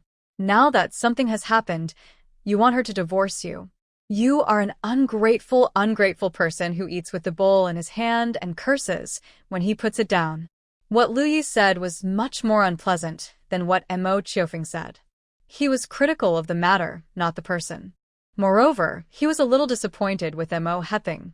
Yuan Huilan was so good to her, but she stabbed her in the back without any reason. He was just the third brother with ordinary feelings for her. If something happened to her, he would probably stab her even more severely. Chi-Chi is right. He should stay away from this sister from now on. If the lightning strikes the wrong direction, he will be in trouble. Third brother, I had no choice. I worked so hard for so long, but in the end I failed. Mo Heping was still crying and complaining, but was interrupted by Lu Yi. Your mother has raised you for 22 years, and you stabbed me anyway. Don't call me anymore. I don't dare to get close to you. What if you stab me? I have a family now. After saying that, he hung up the phone with a bang. The affection for food that we had in our childhood was completely gone at this moment. After all, after he joined the army, he often used his allowance to buy gifts for Mo Heping. When there were bonuses for completing missions, he would also give him pocket money. What he gave in return was much more than what Mo Heping gave, so they owed each other nothing. Lu Yi returned home angrily. As soon as he entered the house, Wan Chi-Chi handed him a cup of milk tea. Don't be angry. I'll treat you to milk tea. I'm not angry, I'm just disappointed. I never thought she was that kind of person. Lu Yi took a big sip of milk tea in one breath, and felt much better. True friendship is revealed in times of trouble. It is not obvious before anything happens. That a journey of 1,000 miles tests a person's strength and time reveals a person's true character. The weather in June was getting hotter and hotter, and many girls on the street wore skirts. Wan Chi-Chi didn't like wearing skirts because it was inconvenient to wear them in a fight. In the blink of an eye, it was mid-June. Brother Lu Jiefeng at the border received a package and a letter on the same day. Before that, they also received a letter from Wan Chi-Chi. Reading that letter filled them with mixed emotions, and they couldn't calm down for a long time. Even though their minds were clear, they recalled many past events. The third update is finished. This is the first time Mo Heping appears. She is not a positive character, nor can she be considered a villain. She is just rather selfish and cold-hearted. In fact, there are not many pure villains in this book, because people are complex individuals. Even Lin Manyan has a good side. I am not trying to whitewash her, but her ending will definitely not be good. I have said a lot of nonsense again. Haha. Good night. Brother, Mom is actually quite mean to you. Lu Yuanchao suddenly said something in a sullen tone. His memory was not very good. He still remembered many things. His father was often not at home, so there were only 4 people at home. Him, his brothers, his mother, and Lu Yi. The clothes Lu Yi wore were all old clothes that his brothers had given away. They were either too short or too tight, and none of them fit him. Lu Yuanchao remembered that one time his mother took him and his brother to a department store to buy new trousers. He deliberately picked out a long pair. After he got them home, he found that the trousers were much too long, so he said he would give them to Lu Yi, but was scolded by his mother. That pair of pants, and his mother took it to a department store to exchange it for a pair that fit him better. Lu Yuanchao was very depressed at the time. However, he was not depressed for too long, because Lu Yi's pity was soon transferred to him and his brother. Every time his mother bullied Lu Yi would beat them up very hard. Ever since the first beating, the good days for him and his brother were gone forever.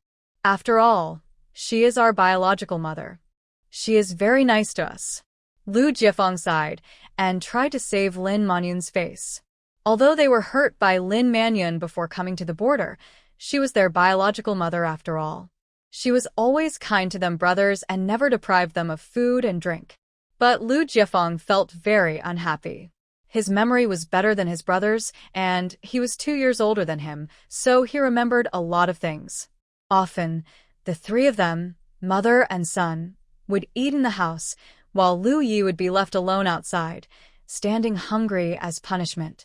He and his brother were not allowed to speak up for Lu Yi, as if they did, they would be scolded by their mother. Later, they were severely beaten by Lu Yi, and he no longer sympathized with Lu Yi. His own life was almost gone, so how could he have the right to sympathize with others? Wan Qiqi's first letter reminded the two brothers of many past events, and their feelings towards Lu Yi became more complicated. I was just afraid before, but now I feel more guilty. After all, Lin Mannion, who bullied Lu Yi, is their biological mother. When they were in trouble, their own mother didn't care about them. Instead, it was Lu Ye's guest who sent them money. Alas, the two brothers had a good time during this period. They would go to the canteen to cook for themselves every 2 days. Although patrolling was still hard and leeches were still scary, they were probably satisfied as long as they could have a big meal every now and then. Unexpectedly, just a few days later, I received another package from Wan Qiqi and a letter from Lin Mannion.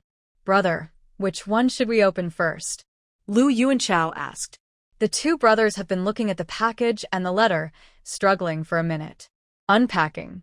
Lu Jiafeng made a decisive decision that his sister-in-law must have sent some delicious food. Ma might have put money in the letter. Lu Yuanchao muttered. Then open it and take a look.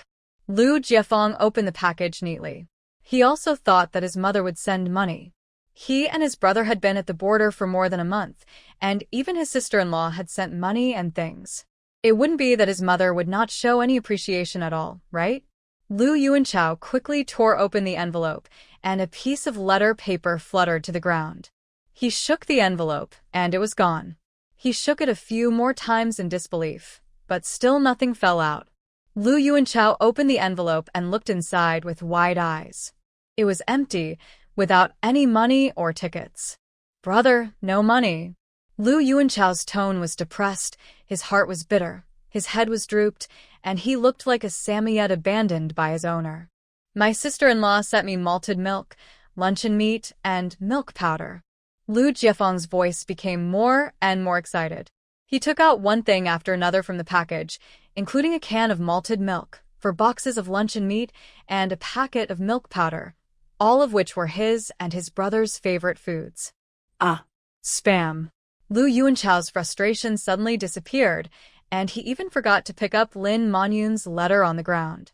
He rushed over, picked up the luncheon meat, and was about to open it and eat it. Read the letter first. My sister-in-law also wrote a letter. Lu Jiafeng stopped him and told him he could only eat after reading the letter. Lu Yuanchao put down his luncheon meat and read the letter with his brother. The letter written by Wan Qiqi was very short, and they finished reading it quickly. The brothers felt even more mixed emotions. They only knew that their parents were divorced, but they didn't know the hidden story behind the divorce. Their mother actually wrote down the 10 major sins of their father. How could she do that? That's Dad. Although their father either beat or scolded them and never had a good face, they still admired their father very much. They had heard others talk about their father's heroic deeds since they were young, and they were very proud. How could Mom stab Dad in the back?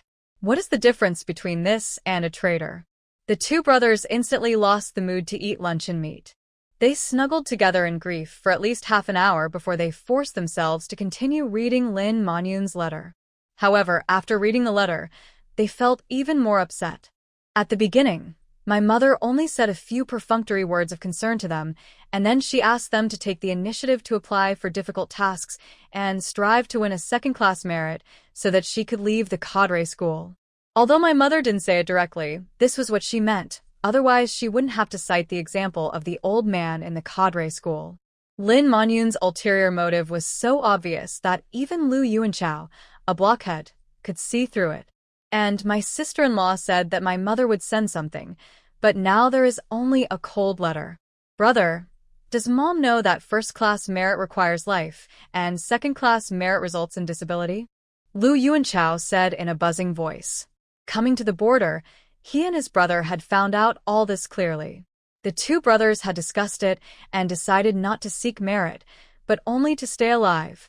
She works at the military hospital. How could she not know? Lu Jiafeng had a mocking expression, and his eyes became much colder. He finally understood that his mother only cared about herself. When things got bad, she could betray her husband and abandon her son. The two brothers looked at each other and continued to be sad. Another half an hour passed before they felt better. They threw Lin Manyun's letter aside and continued to study Wan Qiqi's letter. My sister-in-law said leeches are meat dishes. Is that true? Lu Yuanchao's thick eyebrows were twisted into a straight line, and he was extremely confused. Really, I don't want to eat it. I'd rather eat porridge. Lu Jiefeng's tone was full of disgust. He couldn't eat such a disgusting thing even if it was Tang Monk's flesh. I don't eat them either. Leeches are not as delicious as luncheon meat. Lu Yuanchao opened a box of luncheon meat and shared it with his brother using a spoon. They then opened a box of malted milk and ate it dry, taking you and I spoonful at a time. They loved eating this way when they were little, and they still love it when they grow up. Maltese is delicious. Brother, did sister-in-law receive the beef jerky we sent? After eating luncheon meat and malted milk, Lu Yuanchao felt very happy and was filled with gratitude towards Ruan Qiqi. You should have received it. Eat less and don't eat it all in one go. Lu Jiefeng put away the malted milk. There was only 1 can in total, so he had to eat it sparingly. From now on, whenever Servant Chui makes malted milk, I will make milk powder to make him so greedy. Lu Yuanchao snorted proudly. He was woken up every morning by the smell of Chui Xiongwei's malted milk. Now he won't have to be craving for it anymore. Lu Jiefeng's eyes lit up, and he suddenly came up with a bad idea. Let's go catch some leeches, stew them with meat, and invite Servant Chui to eat. The 2 brothers were very proactive and did what they thought of. The next day was their day off, so they went out to buy some meat and caught a lot of leeches on the way back. The grass on the roadside is full of leeches. You can fill a basket with just 1 grab, and they are all very fat. Lu Jiefeng asked around to the pharmacy and found out that leeches can indeed be used as medicine. If they can be used as medicine, they certainly won't kill people. He also asked the pharmacy for advice on how to deal with leeches. As long as they are handled cleanly and cooked at high temperature, they will not kill people when eaten, but they can make people sick to death. Chui Xiongwei was even more afraid of leeches than they were. Every time he went on patrol, he was wrapped up tightly, with not a single bit of skin showing. The 2 brothers found a secluded place to process the leeches, then took the meat and the processed leeches to the kitchen to borrow fire to stew them. What delicious food are you making? It smells weird. The head of the kitchen team came over and curiously lifted the lid of the pot to look. Oh, it's stewed meat. The food is quite good. My sister-in-law sent something again.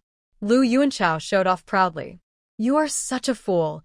You should be filial to your elder brother and his wife in the future.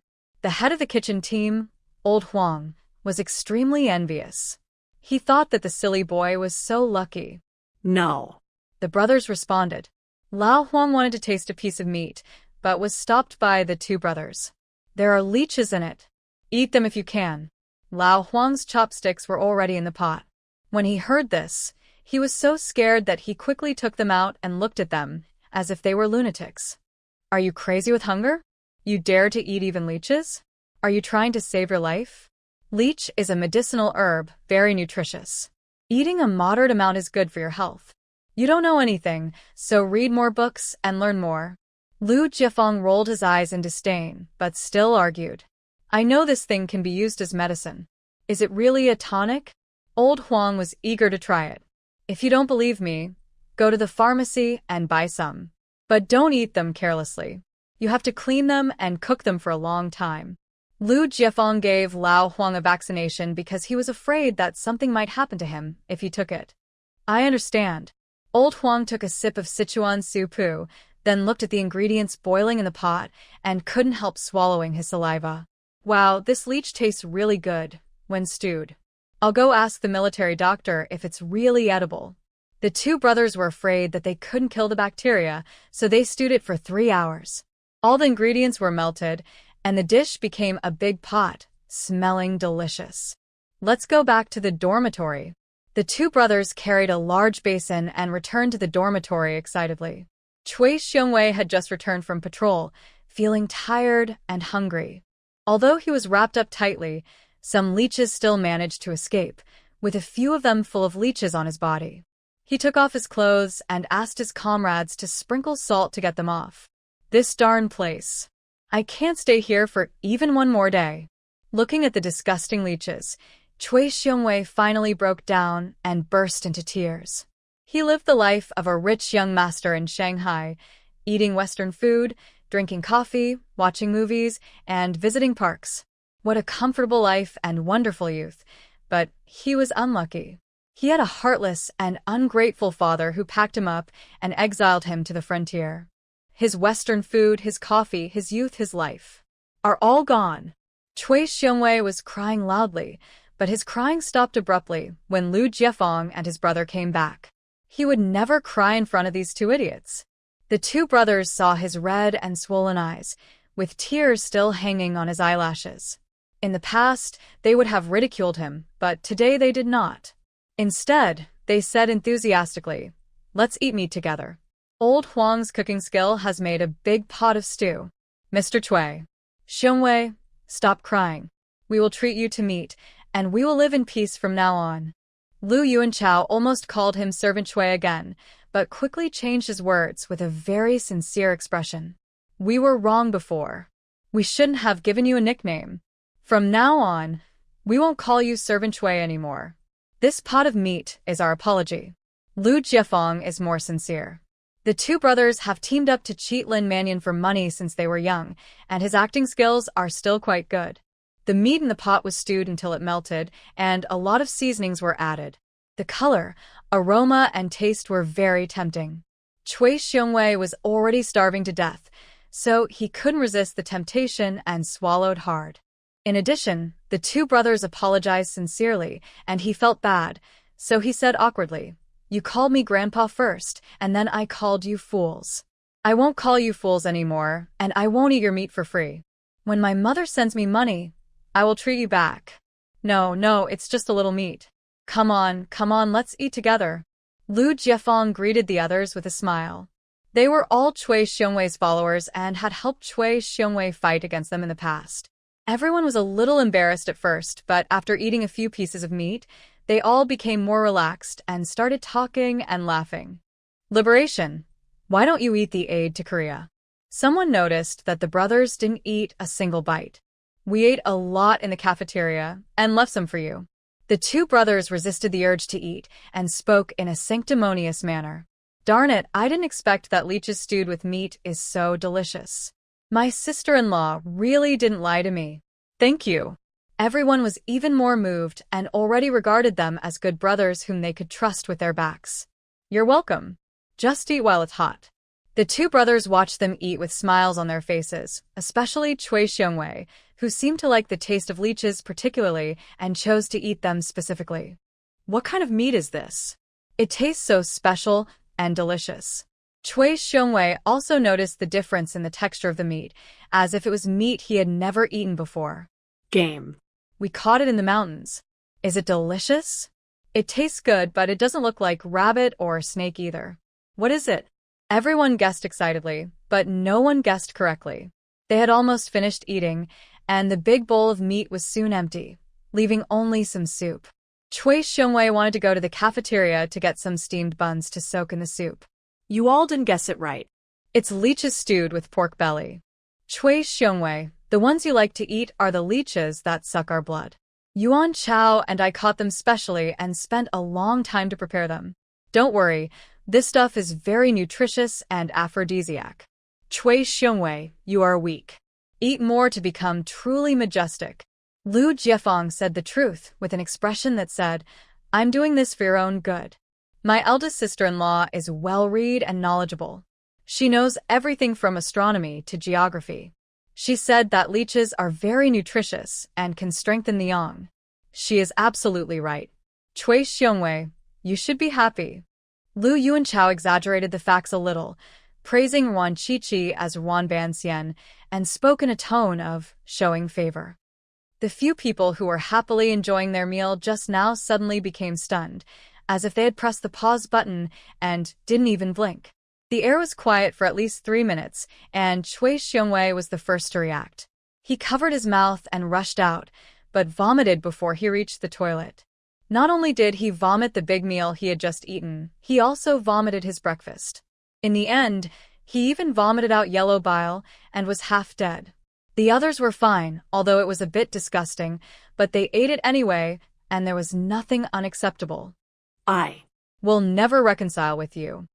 Chui Xiongwei was carried in here by someone. His legs were so weak that he couldn't even stand steadily, let alone take revenge. TSK. Speak louder. I can't hear you clearly. Lu Jiefeng sneered disdainfully. You didn't eat? Women are louder than you when they call you Cui Xiongwei. Why did your father give you this name? Why don't you call yourself Cui Shixiao? Lu Yuanchao's words were even more vicious. He directly changed the person's name. I'll kill you. Cui Xiongwei was so angry that he jumped off the bed and started fighting with the two brothers. Other people were trying to mediate the fight. They were biased and secretly helped Cui Xiongwei. But the Lu Jiefeng brothers had good meals during this period, and they also ate malted milk and luncheon meat, so they were extra strong, and even though they were outnumbered, they still managed to win the fight to a draw. As a result, the squad leader came back and punished them all by putting them in solitary confinement, without sparing a single one. Wan Qiqi didn't know that a casual sentence she wrote had caused the Lu Jiefeng brothers to be put in solitary confinement. The next day after she sent the letter, she received a parcel list sent from the border. She was quite curious about what the two idiots could send, so she went to the post office in the afternoon to pick up the package. Wow, it's such a heavy bag. She needs both hands to lift it. After taking it home, Wan Qiqi opened the package. The heaviest item was beef jerky. The meat of yaks, which are unique to the border area, was particularly firm. Although the beef jerky was hard, it was really delicious. There was also a bag of dried mushrooms. She didn't know what kind of mushrooms they were, but they smelled quite fragrant. She decided to use these mushrooms to stew chicken in the evening. At dinner time that day, a strange aroma wafted through the entire residential building. It was Wan Qiqi stewing chicken. The dried mushrooms sent by brother Lu Jiefeng were so fragrant, and the beef jerky was also fragrant. He wrote back and asked them to send more. Leah had just come back from work when she started drooling at the aroma. She couldn't help but secretly feel lucky that she had worked a few night shifts and dealt with Kenichi Tanaka. Wan Qiqi specifically instructed that Tanaka Kenichi should deal with him properly because this little Japanese had a well-proportioned build and a beautiful head and bone shape. I'm going to the Wan family. You go to the cafeteria and get some more food. Leah put the bones wrapped in newspaper into a bag and asked her husband to prepare more food. Okay. Gao Xiangjin agreed with a smile, took a super large basin, and went to the cafeteria excitedly to get rice. Wan Qiqi stewed a big pot of mushroom chicken soup and also made braised pork, banded duck, and steamed some earthenware bowls. The portions of each were large, and she planned to send some dishes to the Gao family later. The day before yesterday, she went to the bureau and met Comrade Xiao Chao. This guy also made a magic wand which he held in his hand every day. Wan Qiqi took a look and found that Comrade Xiao Chao's magic wand was not as beautiful as hers. The main difference lies in the professionalism with which the bones were handled and the observability of the original owner. After all, most of the Japanese devils are ugly, and there are very few beautiful ones. Comrade Xiao Chao's staff owner must not be very good-looking, and the doctor who processed the bones is not as good-looking as Leah, so Wan Qiqi felt more and more that she had to win over Leah and not let her be stolen by others. Comrade Wan, the things have been processed. Do you want to take a look? Leah walked over, as cold as ever, but her eyes were fixed on the pot of chicken soup, and her throat moved a few times. It smells better when you get closer, so tempting. No need, Dr. Yin's cooking skills are absolutely first-rate. Today we have chicken soup. My brother-in-law sent some dried mushrooms from the border. They are very fragrant. I'll serve them to you. Wan Qiqi filled a large bowl of chicken soup and also picked up a lot of each dish, enough for Leah and her husband.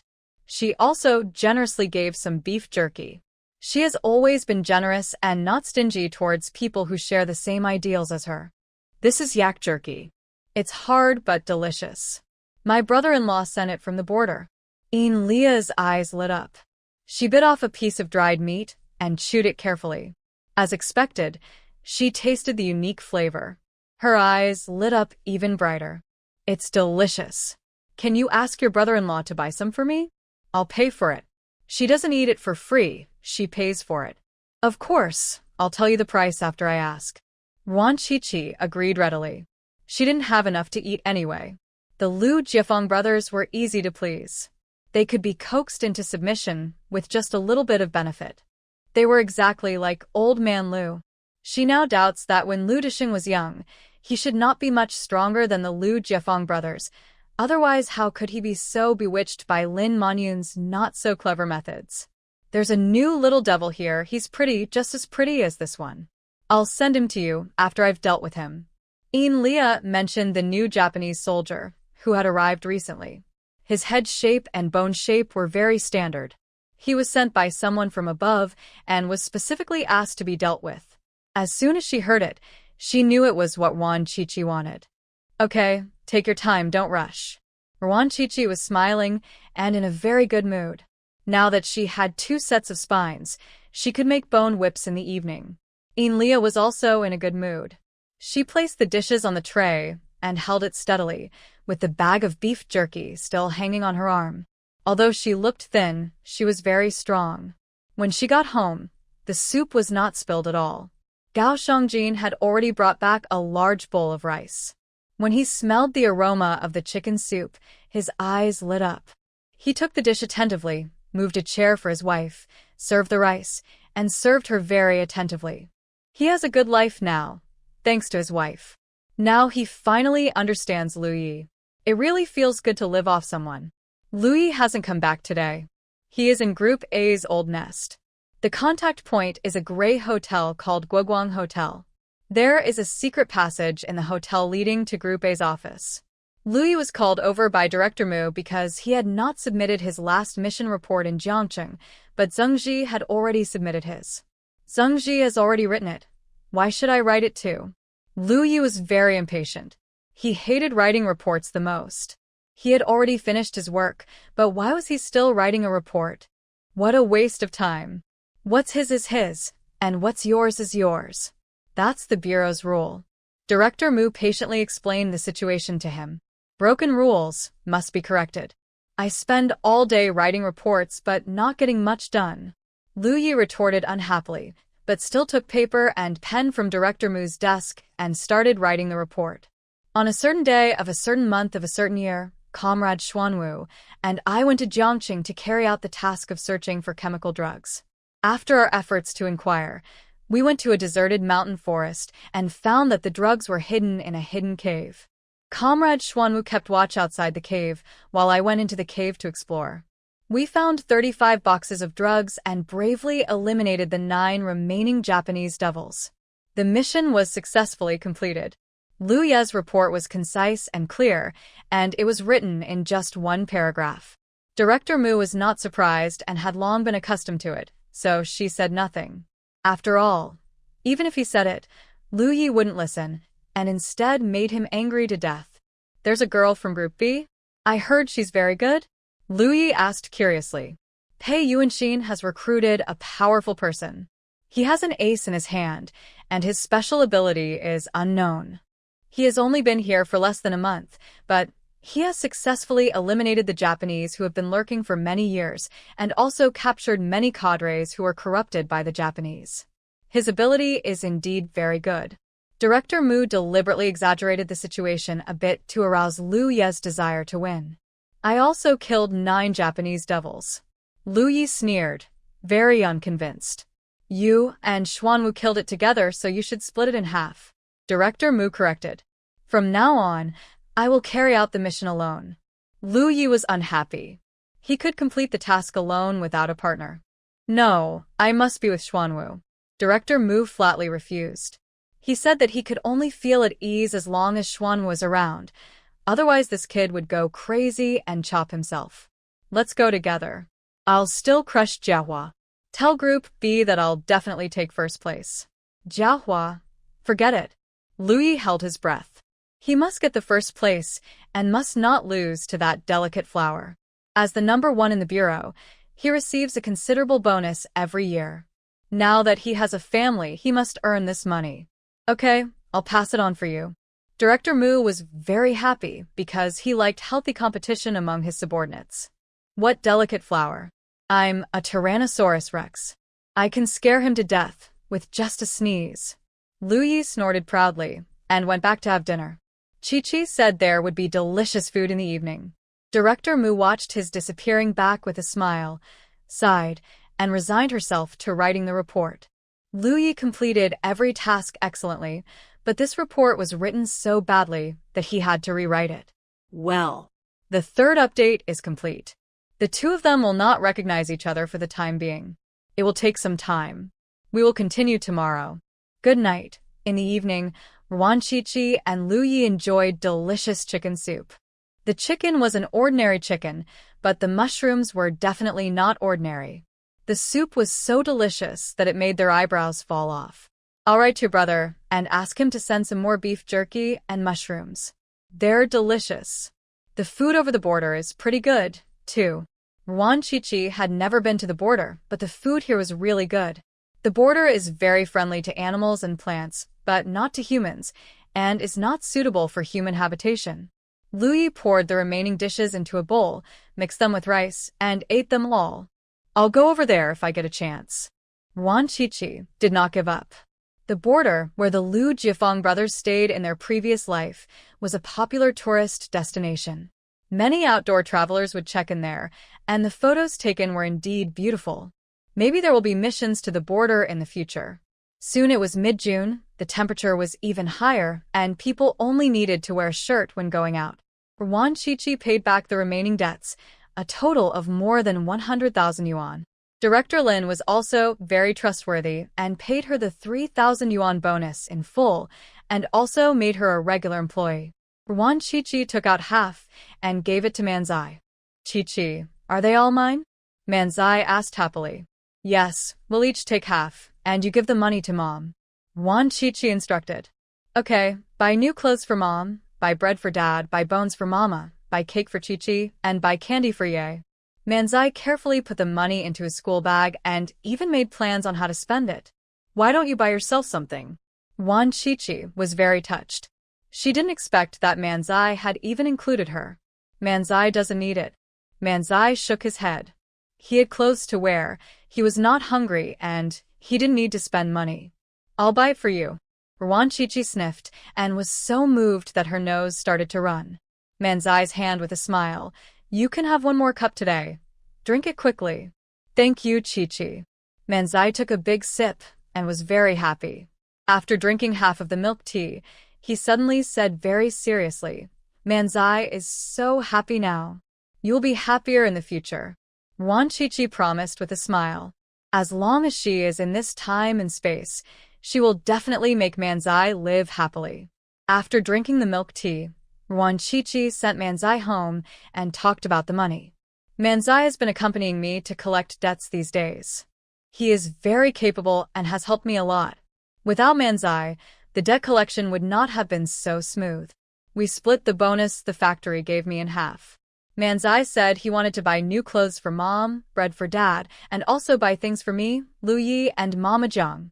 Wan Chi-Chi smiled and repeated what Manzai had said before. Manzai, who was sitting next to her, shyly covered his face, feeling very embarrassed. Mama Zhang seemed to understand as well, and she kept wagging her tail at her owner until her tail was almost broken. Guan Jihua and Mr. Lu were so moved that their eyes turned red. They didn't know how much money there was and thought it was just a few dozen yuan, so they didn't refuse. After Wan Chi-Chi left, Manzai took out a thick stack of money from a school bag, which scared the old couple. The first reaction was that Manzai had gone to rob a bank. Did Chi-Chi give it to you? Guan Jihua asked. Yes, Chi-Chi said we should each take half, so I should give it to Mom. Manzai stuffed the money into Guan Jihua's hand. The old couple counted the money and found it was 1,500, a huge sum of money. They didn't expect that Wan Chi-Chi would give so much money to Manzai without hesitation. This girl is so really kind-hearted. No wonder Manzi likes to play with her. Guan Jihua was very touched. Manzai had been visibly happier and in better spirits these days after hanging out with Wan Chi-Chi. She didn't expect to get so much money. To put it bluntly, even if Wan Chi-Chi didn't share the money, they would think it was natural. After all, who would have the patience to play with a mentally ill person? Wan Chi-Chi not only played with Manzai sincerely but also found a job for Manzai, doing a better job than their parents. Since it is divided equally between Manzi, just accept it. You can thank this girl in other ways in the future, said Grandpa Lu. I'm afraid we won't have the chance to thank her. This girl is very capable and is doing very well in 759. Guan Jihua smiled. She and Lao Lu had both participated in the construction of 759. Although they have retired now, they still have connections there. Wan Qiqi is a natural born to do 759. She is calm, bold, careful, and capable. Not long after she started, she became the ace of Group B. Pei Yuan is so precious to her. It's better that there is no chance. It means that the girl is living well. We should be happy for her, said Mr. Lu with a smile. Right. The old couple smiled at each other. Guan Jihua decided to open a separate account for this money and deposit it for Manzai. Although the debt was almost paid off, Wan Qiqi did not go to work. She was going to quit at the end of June. Wan Shuangjiang had already made the decision to take the children to the city at the end of the month, and Wan Xiaoxue would also come with them. Sister Wan, phone call. Shouting downstairs. Here it comes. Wan Qiqi trotted downstairs. The person on the phone was Ding Yi. Comrade Wan, the chestnut cake you ordered is ready. It's hot, and the cake won't keep long. You'd better come and pick it up as soon as possible. I'll come over now. Wan Qiqi knew that this was a mission. After returning home to get her bag, she rode her bike to Wudong, West Point. Would you like to try your chestnut cake? I added a lot of ingredients to it. Dingy handed over a piece of chestnut cake with a smile, and he looked much better than last time. He drank half of the 2 taels of tea. The effect was very good, and he was able to accumulate a little bit of supernatural power. He has the ability of speed. Although he is fat, even a Tyrannosaurus Rex can't catch up with him when he is fast. Wan Qiqi dug out a big piece and ate it. It was indeed filled with a lot of ingredients and tasted great. A new item in the store? Wan Qiqi finished a piece of cake in just a few bites and then took another piece to eat. No, I made it just for you. To thank you for the tea. Ding Yi did not hide his purpose. He had dealt with Wan Qiqi several times. This girl did not like intrigue and was more suitable for being straightforward. Is the tea delicious? Wan Qiqi was a little proud. It was her first time to stir-fry tea, but she did a pretty good job. She was truly a genius. It tastes very good, even better than the top-grade tea I bought. Comrade Wan, do you still have this tea? Can I buy it for you? Ding Yi was generous in his praise and gave the utmost praise. Yes, it's free. I fried it myself, and the rest is all yours. Gave all the remaining tea leaves to Ding Yi. Anyway, the tea leaves in the space have grown new buds, so she can fry them later. Thank you. I will make sure you have enough cake from now on, absolutely. Ding Yi made a solemn promise. Okay, I'll give it to you after you finish your tea. Wan Qiqi also promised that exchanging tea for cake was a very good deal. Both parties reached an amicable agreement and were very satisfied. Wan Qiqi ate 3 pieces of chestnut cakes and asked Ding Yi to pack a few more pieces for her to take home for Lu Yi. She went to Pei Yuan's office. There is a Japanese soldier who's been lurking for many years. He once caused us great losses. His code name is Eel. We have been looking for him for a long time, but there is no news. We once suspected that he was dead, but recently we captured a Japanese soldier. He confessed that Manyu is still alive and in Tanzhou City. The organization hopes that we can find Manyu. This task is given to you and Comrade Fu Manduo. Is there any problem? No problem. Where's Manyu's information? Wan Qiqi agreed readily. She was the best at finding people. Pei Yuan gave her a stack of information, but there was no photo of Manyu. This Japanese soldier was very careful and was a master of disguise. He never revealed his true face. The information is very thick, containing all the evil things that the eel has done. He is indeed a powerful guy. He was almost caught several times, but he always managed to escape. Judging from his age, he should be around 50 years old. By the way, I have something else to tell you. Comrade Tyrannosaurus from Group A sent someone to tell me that the first place will always be his. Don't even think about it. Pei Yuan said with a smile. Who does he think he is? He's not afraid of getting his tongue tangled when he brags. Tell him that the first place is mine and he won't even think about it. Ruan Chichi had no interest in being the first, but she could not stand provocation. This Tyrannosaurus was too arrogant. He actually dared to issue a challenge to her. Humph, let's fight. She is a delicate flower covered with thorns, and she can't kill this Tyrannosaurus Rex. I have confidence in you. Our Group B will definitely be the first this year, and the prize money will definitely be yours. Pei Yuan encouraged. There's a bonus for first place? How much is it? Ruan Chichi's eyes lit up. In the past, it was 2,000 to 3,000 yuan, which was allocated by the general administration. Depending on the completion rate of the task, this year it should not be less than 3,000 yuan, and there are also TV tickets and air tickets. Pei Yuan threw out a delicious bait. TV and air tickets are very popular. Ruan Chichi was not very interested in the TV and plane tickets. She wanted the 3,000 yuan. Tell that little bug again that I'm a queen of flowers who eats bugs. I'll take the first place. He can go wherever he wants. Ruan Chichi raised her delicate chin and uttered harsh words. Okay, I will definitely pass it on to Group A's mother director, and he will pass it on to Tyrannosaurus. Pei Yuan suppressed his laughter and agreed. Once you find Manyu, don't alert him. Be sure to inform the bureau. Eel's knife skills are very powerful. Even you and Fu Manduo combined can't beat him. Pei Yuan reminded again and again. Ruan Chichi is his beloved baby. Nothing must happen to her. No. Ruan Chichi agreed. She was also quite curious about the eel. It was the first time she saw Pei Yuan so serious. How powerful could this little Japanese be? After Ruan Chichi left, he couldn't wait to call Director Mu.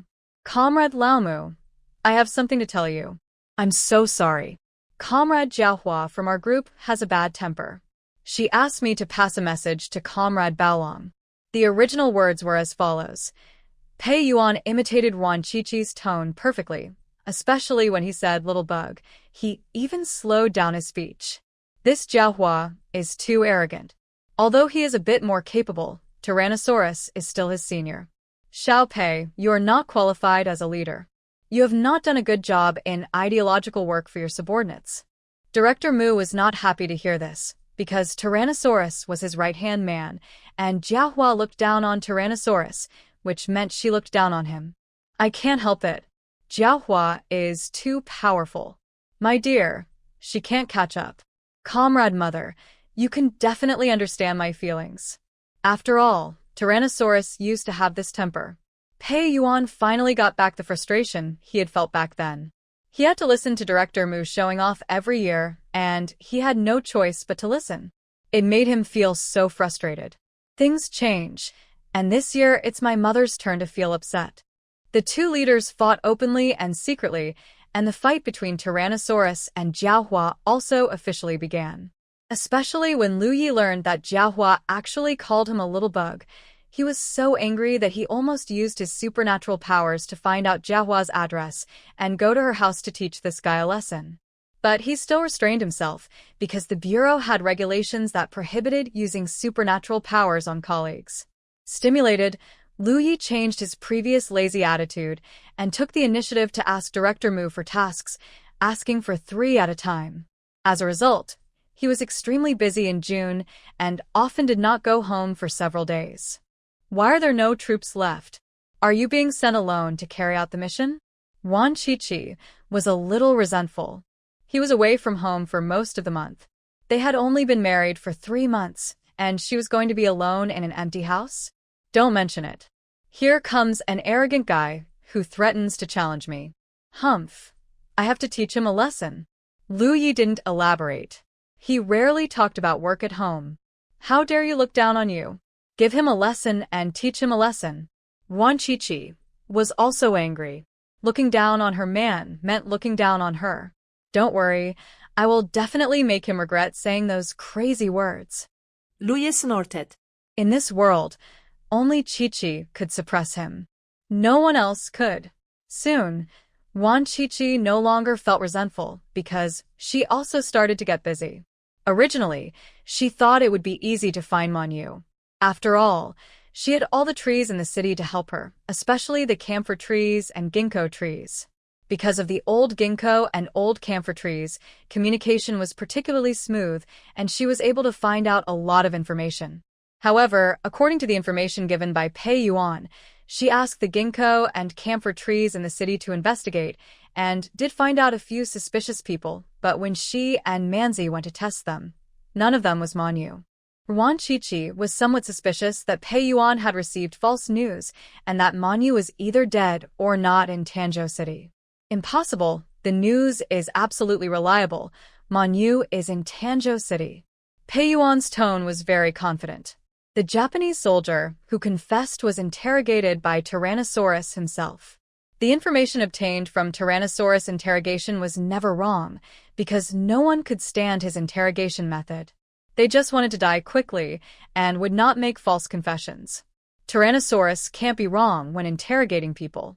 This mission originally belonged to Tyrannosaurus, but I snatched it away from him. Tyrannosaurus also said that if you can't find it, you should return the mission to him. I'm sure I'll find it.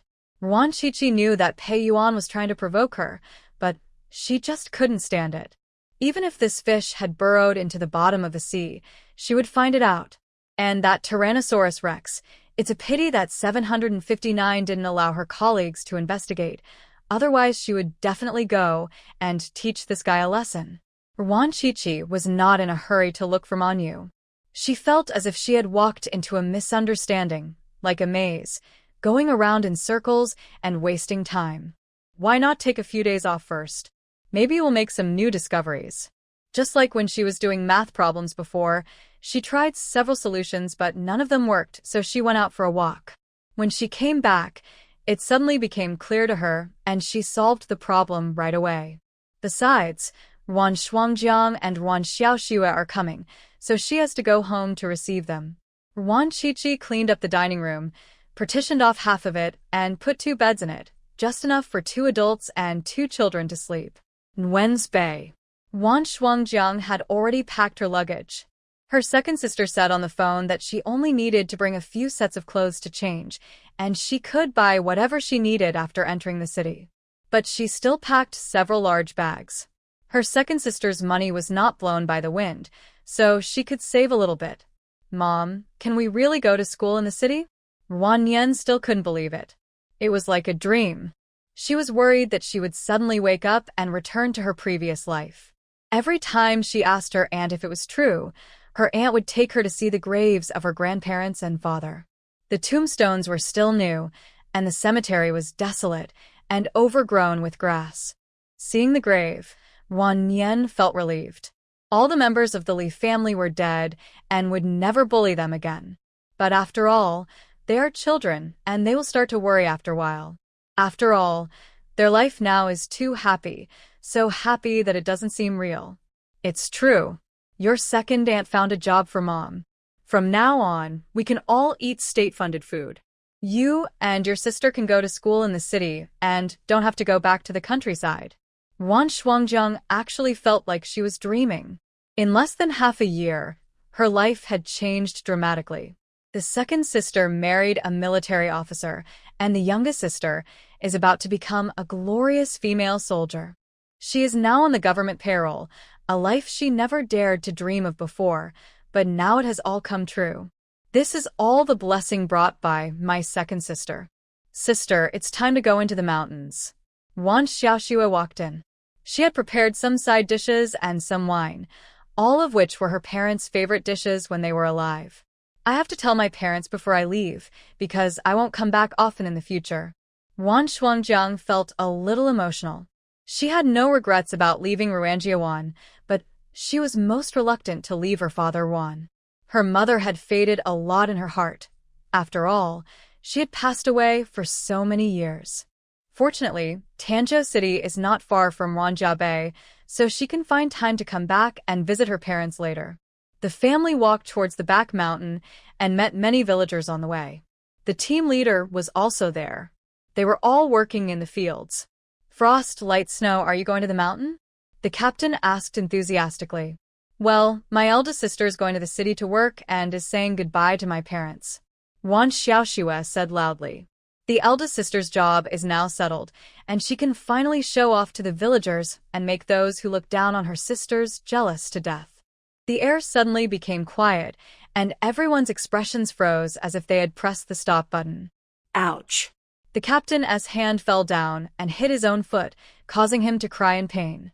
Others also reacted and asked questions at once. Shuangjiang wants to go to the city to work? He is a temporary worker in the county? Which factory? Everyone thought that Wan Shuangjiang was going to the county town as a temporary worker. There were only 2 state-owned factories in the county town, a textile factory and a machinery factory. No matter which one she went to, they would be jealous. Temporary workers can earn more than 10 yuan a month. Even if they work very hard in the countryside, they may not have more than 10 yuan left at the end of the year.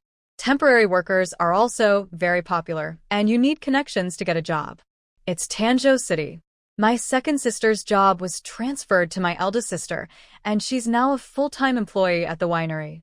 Wan Xiaoxue said proudly. Ouch. The captain dropped the hoe he had just picked up again, this time hitting his other foot, and both feet were swollen. He didn't care about the pain in his legs and asked anxiously, Chi-Chi is not going to work? Is she going to have a baby?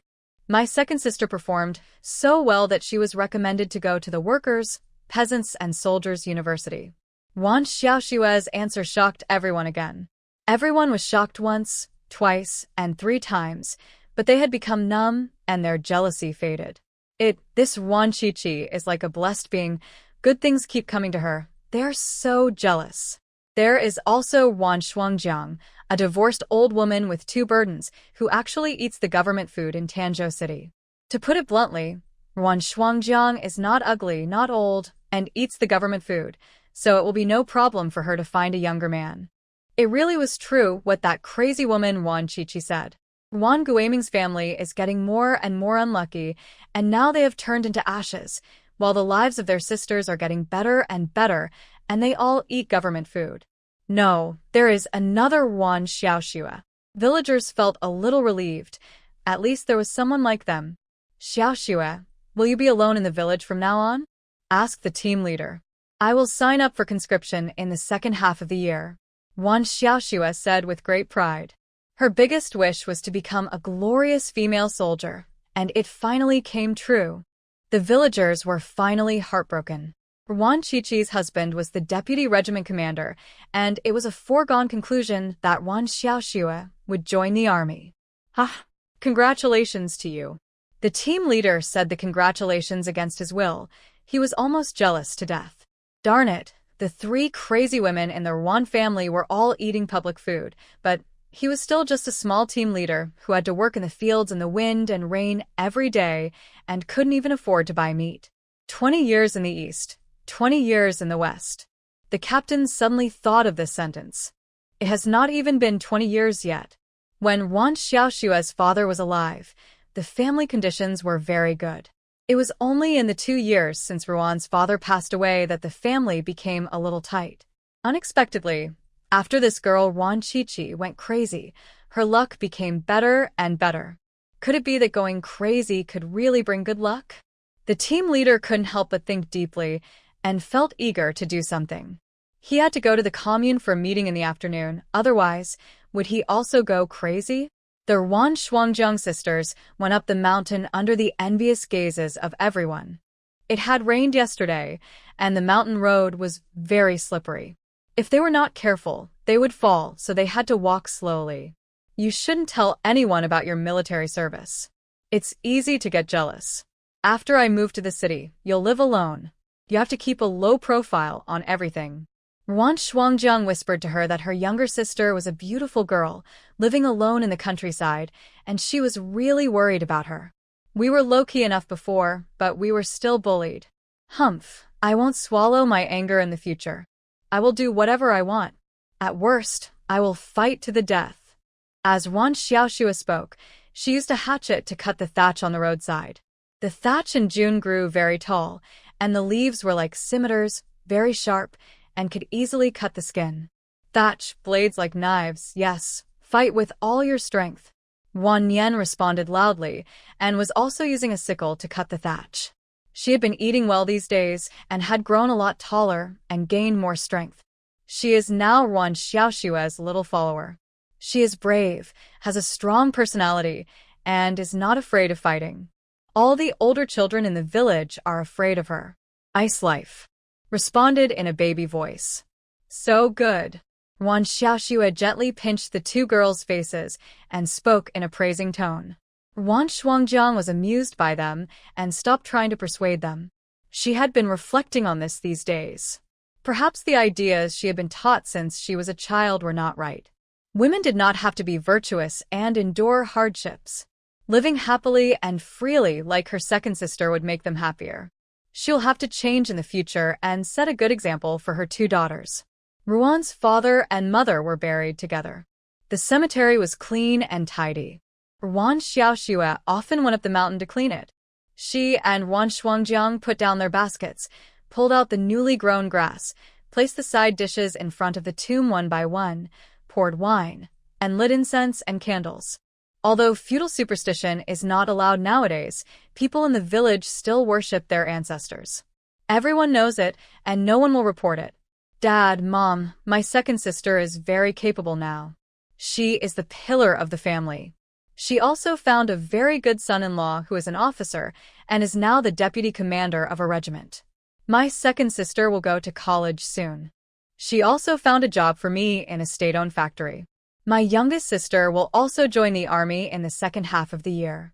Our family is now the best in the village. You and Mom can rest assured. Ruan Shuangjiang poured the wine on the ground and talked about how life at home was getting better and better. Sisters talked a lot and finally kowtowed respectfully and went down the mountain. We'll be going into the city tomorrow. After dinner in the evening, they will prepare to go to bed. They have to get up early tomorrow morning to take the bus to the commune. Frost, light snow. There was a loud knock on the door, and the captain's wife's anxious voice came in. Here it comes. Ruan Shuangjiang had already gone to bed. She quickly put on her clothes and went to open the door. When she saw the captain's wife, who had always been strong, her eyes turned red and her face was full of anxiety. Shuangjiang, something happened to your second uncle. The captain's wife burst into tears as soon as she opened her mouth. Ruan Shuangjiang helped her into the house, made a cup of hot tea, and finally understood. Second uncle has always been steady. How could he do such a stupid thing? Ruan Shuangjiang was very puzzled.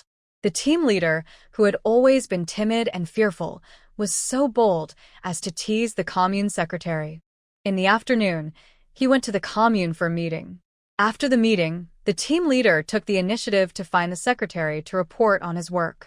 As he was talking, the team leader became crazy and approached the commune secretary mysteriously and asked with a wicked smile, "Secretary, do you want to have love 7 times a night? I have a secret recipe." The secretary actually asked him to tell the secret recipe, but the captain actually asked the secretary to drink his own urine, which made the secretary speechless for at least 3 minutes. Finally, the secretary said, "Comrade Ruan Guiliang, you're not strong enough, so give the opportunity to the young people." Afterwards, but the captain's heart was in his throat. He went home and locked himself in the room, keeping silent. During dinner, the captain's wife called him for a long time, but there was no response. Then she realized that he was missing. This unlucky guy who got his head chopped off not only drinks urine himself, but also makes the secretary drink it. Does he think his life is too long or too hard? Now he can't even be the team leader. I know him best. He is a power-hungry person. Not letting him be the team leader is like asking for his life. This unlucky guy must be seeking death. The captain's wife was crying and cursing. She couldn't find anyone in the village to discuss things with, so the first people she thought of were the Ruan Shuangjiang sisters. Now, they were the most promising sisters in the village. Second uncle is very afraid of death. He will definitely not seek death, don't worry. Ruan Xiaoxue also stood up.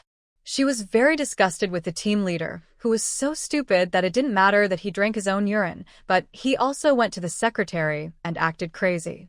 He deserved to be scolded by the secretary. Shuangjiang, Xiaoxue, you have a good relationship with Director Ma. Can you talk to him and ask the secretary to plead for mercy and ask him not to remove Guiliang from his position, okay? The captain's wife begged. The secretary is just talking. He didn't really remove second uncle from his position. Although second uncle is mediocre and timid, in the entire Ruanjiwan, second uncle is the only one who can be the captain. The secretary will not replace him with anyone else, don't worry. Wan Xiaoshua's tone was very certain. The secretary was not a petty person. It was impossible for him to remove the team leader from his position because of a crazy remark. At most, he just wanted to scare him. Really? Xiaoshua, please don't try to trick me. The captain's wife didn't quite believe it. After all, when the captain returned home, he looked so sad that she didn't even feel that sad when her father-in-law died. I coaxed you to get money? Second aunt, you should go home and take a nap. Second uncle came back because he was hungry. He is timid and dare not stay in the mountains for too long. Wan Xiaoshua knew very well the captain's bad character, and maybe he had already gone home for dinner. The captain's wife went home half believing and half doubting. As soon as she entered the house, she saw the captain sitting by the fire, wolfing down a bowl of cold rice. She felt relieved immediately.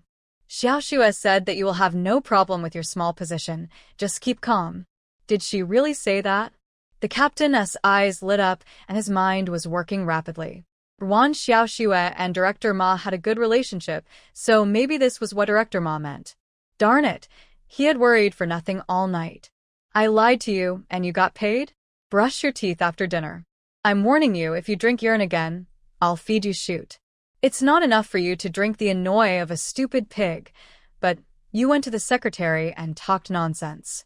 If I were the secretary, I would slap you to death. The captain's wife went to bed cursing, but the captain didn't even fart. He finished his meal obediently, brushed his teeth, and washed his face honestly, cursing in his heart. He is so unlucky. His third uncle drank urine and was able to give birth to a fat son at the age of 70. But drinking urine is useless for him, and he is still unable to do what he wants. Wan Qiqi was able to marry an officer and go to college when she went crazy, but he finally went crazy and was scared to death. Darn. Nothing good ever happens to him. The third update is completed. Today's word count is quite large. It's not that the author won't update, but the author often gets stuck. Once stuck, he can't write more than a few words in a day, so he can only use the saved drafts. Also, the author often has to go out to absorb yang energy, so he also needs to have saved drafts. Therefore, the author can only guarantee 3 updates, but the word count is definitely more than 6,000, and sometimes there will be more than 7,000. Mwah. Good night. Wan Qiqi got up early on purpose and rode her bike to the vegetable market to buy a lot of vegetables. Tanzhou Vegetable Market occasionally sells eels, but it depends on luck. She took out 2 eels from the space and thought they were bought at the vegetable market. Sister Wan, are you expecting a visitor? When I returned to the family building, people greeted me along the way. My eldest sister, my younger sister, and my niece are coming to stay for a few days. Wan Qiqi responded with a smile. No wonder you bought so many vegetables. Sister Wan, this is the dried pomelo I made. Give it to your niece. Wang Suihua enthusiastically handed over a small bag of dried grapefruits. There were not many, only about 2 or 3 tails. They were crescent-shaped, with green skin and snow-white flesh, and looked very nice. Wan Qiqi took a piece and ate it. It was sweet and a little hard, with a fresh scent of grapefruit. It was very refreshing and tasted very good. Is this made of grapefruit? It was her first time eating this, and she was very curious, and she also developed a strong interest in Wang Suihua's hometown. There are many foods she has never eaten, and they all taste delicious. She must go there to have a try if she has the chance. Yes, it's made from green grapefruit from my hometown. It's called orange peel. It uses a lot of sugar, so I rarely make it. Wang Suihua talked about the production process, which is very complicated and costly. She only makes a little every year for herself and her children. If she didn't want to curry favor with Wan Qiqi, she would not be willing to give it away. Orange peel, a specialty of Yongxin, Jiangxi. The author has only eaten it in Jiangxi. It is delicious. Wan Qiqi understood what she meant, accepted the dried grapefruit, and said, I will provide the materials when the time comes, and you can help me make a batch, and I will pay you. How much salary do you need to live in a building? Wang Xuehua smiled, and the reluctance in her heart immediately disappeared, and she even said a few polite words. I'll pay you, but you have to finish the work with all the materials I give you, and it has to be clean and hygienic. If you can't do it, I'll find someone else to do it next time. It's absolutely clean and hygienic. You can rest assured that I'm doing a good job. I'm not bragging. All the women in the family building combined are not as good as me in cooking. When it comes to cooking, I'm second to none. No one dares to claim to be the best. Wang Xuehua was so proud that she almost stuck her tail up to the sky, and she took the opportunity to step on all the women in the building. Lu Danny, who happened to be passing by, heard her shameless words, snorted heavily, and stuck her butt out hard, pushing Wang Xuehua to the side and almost causing her to fall flat on her face. I'm sorry, I saw you, but I didn't see my butt. It's because I have a big butt. In this building, my butt is second to none. Lu Danny imitated her way of speaking, raised her chin, and was full of arrogance. After she finished speaking, she squinted her eyes and walked away with a swagger. Wang Xuehua was so angry that she gritted her teeth, but she only dared to curse in a low voice. She was no match for Lu Danny in terms of fighting strength, and her popularity was not as good as Lu Danny's. She couldn't win. Wan Qiqi watched the show and left with a smile. Although the women in the family building each had their own shortcomings, they generally did not have any bad intentions. In the past, it was Ji Xianglian who was doing bad things. After she left, the atmosphere in the family building improved a lot. At noon, Lu Yi went to the bus station to pick them up. They all looked tired after sitting on the bus for such a long time. Wan Qiqi prepared a large table of dishes, including steamed eel, braised pork, fried prawns, sweet and sour spare ribs, dried bamboo shoots and old duck soup, etc. Second sister, I picked some ground vegetables this morning, washed them, and fried them to eat in the evening. Wan Xiaoxua handed over the basket with a smile. She had gone up the mountain to pick ground vegetables before dawn in the morning. She washed them clean in the river and brought them specially for her second sister. And the snail meat, wash it clean and stir-fry it with chili and basil. It's delicious. Wan Shuangjiang took out everything from the backpack, most of which were wild vegetables, snail meat, dried mushrooms, dried bamboo shoots, dried wild vegetables, etc., which were piled up on the ground into a small hill. She and her child didn't bring much with them, just some clothes to change into. Let's eat first. Nian Nian and Pan Pan are both hungry. Wan Qiqi put the things aside and would clean them up later. Wan Nian and Wan Pan kept swallowing their saliva, but they didn't dare to move until the adults started eating. The family sat down. Manzai's voice came from a corridor. Qiqi, yeah, eat dumplings. Mama Zhang ran fast and arrived before Manzai. She rushed in front of Wan Qiqi and wagged her tail. Wan Qiqi picked up a piece of braised pork and stuffed it into its mouth. The pork was swallowed in one gulp and it raised its head to eat more. We haven't eaten yet, wait. Wan Qiqi cursed with a smile and pushed the dog's head aside. Mama Jiang came closer again shamelessly, with its tail swung like a phantom. The dog also had its own ideas. It must be because it didn't shake it hard enough, so it won't eat the meat. Oh.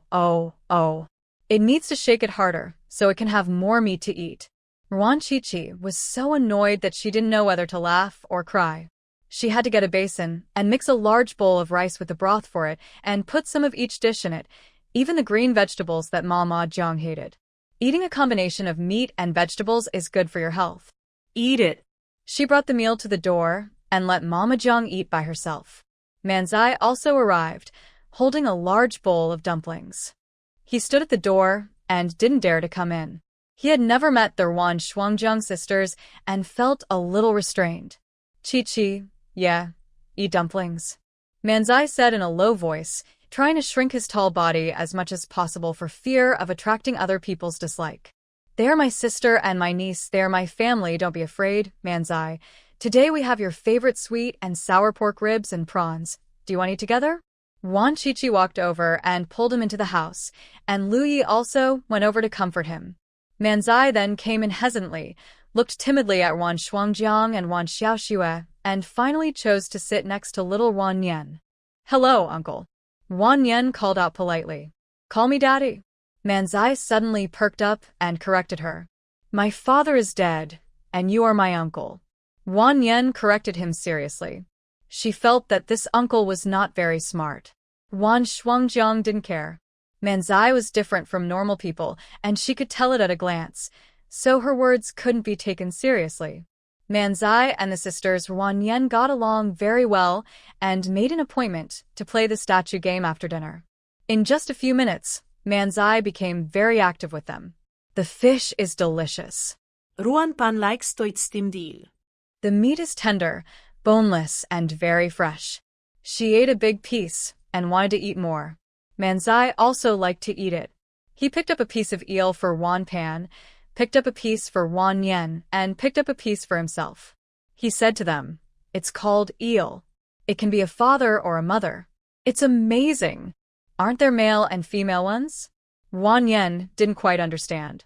"Just like chickens, ducks, pigs, dogs, and cows, there are male and female ones.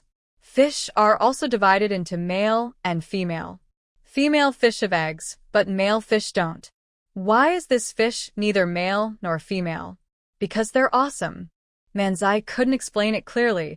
He just said that eels are powerful. It was the first time for Wan Xiaoxue and Wan Shuangjiang to eat eel.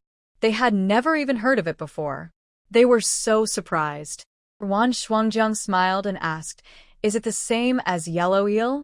She knew that there is no distinction between male and female eels. They are female when they are young and male when they grow up. There are also earthworms, both male and female. Manzai's big eyes were confused, and he didn't know how to answer. Luyi was also a little confused because he only knew how to eat and had never paid attention to the issue of male and female. Everyone looked at Wan Qiqi, subconsciously thinking that she should know. Wan Qiqi ate a piece of eel meat and said with a smile, "The gender of eels can change with the environment. They can be male or female. That's why Manzai said that they can be both mother and father. This is amazing. If people can do this, they can save money on marrying a wife." Wan Shuangjiang sighed. Now she could save all the money on betrothal gifts and dowry. What a relief. "Sister, what are you talking about? If people were like eels, they would become servants," Wan Xiaoxue said with a smile. Wan Qiqi was listening with a smile on her face, but suddenly her expression changed. The confusion that had been bothering her for a long time suddenly became clear. Eels Can be male or female, changing gender as the environment changes. So, she only let the trees find men, which was the wrong direction. That darn eel might be hiding in Tanzhou City as a woman, watching her make a fool of herself. "What happened to Qiqi?" Lu Yi asked with concern. "Nothing, just remembered something. These dumplings are really delicious." Wan Qiqi picked up a dumpling and ate it. It was stuffed with shepherd's purse and meat, with more meat than vegetables. It tasted better than the ones made by Wang Shuhua and Yuan Huilan. "My mom made them." Manzai was very proud and said, "My mom's wontons are delicious too. I'll bring some to you next time." Ok. Wan Qiqi agreed with a smile. Guan Jihua was from Shanghai, and the wontons in Shanghai were indeed delicious. After dinner, Manzai went downstairs to play with Wan Yen and Wan Pan. They also called a group of children to play the statue game together. They had a lot of fun. Wan Yen and her sister quickly became friends with the children in the staff building. The next day, Lu Yi went to work, while Wan Qiqi took her family shopping to buy clothes for Wan Shuangjiang. She originally wanted to buy ready-made clothes, but Wan Shuangjiang strongly opposed it. In the end, she only bought cloth so that she could make the clothes herself and save a lot of money. She also bought sandals and bags and new shoes for Wan Xiaoxue and the two little girls, as well as snacks and candies. Seeing Wan Qiqi spending money like water, Wan Shuangjiang felt very distressed and kept persuading her to buy less, but Wan Qiqi didn't listen. Wan Shuangjiang lived in the staff dormitory for 3 days and then reported to the winery. Director Lin kept his word and arranged a house for her. The furniture was ready-made, and there was no need to buy anything. The Ruan Yen sisters also went to the factory kindergarten, and they didn't have to pay tuition, which saved Ruan Shuangjiang a lot of trouble, and she could work with peace of mind. Ruan Xiaoxue stayed there for a week and then returned to Ruanjiuan. Since there would be conscription in the autumn in the second half of the year, she couldn't stay in Ruanjiuan for long. Ruan Qiqi also started working, taking Manzai and Mama Jiang with her to look for eels. This time she asked Xu Xu and the others to find a woman. Sure enough, within 3 days, they received a reply. There was a tractor factory in the city, and there was a woman named Wang Xiuhua who looked very similar to the eel in the information. Wang Xiuhua worked as an accountant in the tractor factory, which has been in operation for 10 years. She has strong professional skills and is now the chief accountant of the tractor factory, enjoying the trust of the factory director. The woman is about 165 centimeters tall, with fair skin, a slightly plump figure, and speaks softly. Although she is in her 50s, she looks no more than 40. She is still charming and is very popular among the men in the factory. From a retired old man in his 70s to a bachelor in his 30s, all of them are the meat in Wang Xiuhua's bowl, and they are very passionate about each other. Ruan Qiqi found the tractor factory and sneaked in with Manzai. There were many ginkgo trees planted in the factory, so it was effortless for them to get information, and they soon obtained more complete information. Wow. Wang Xiuhua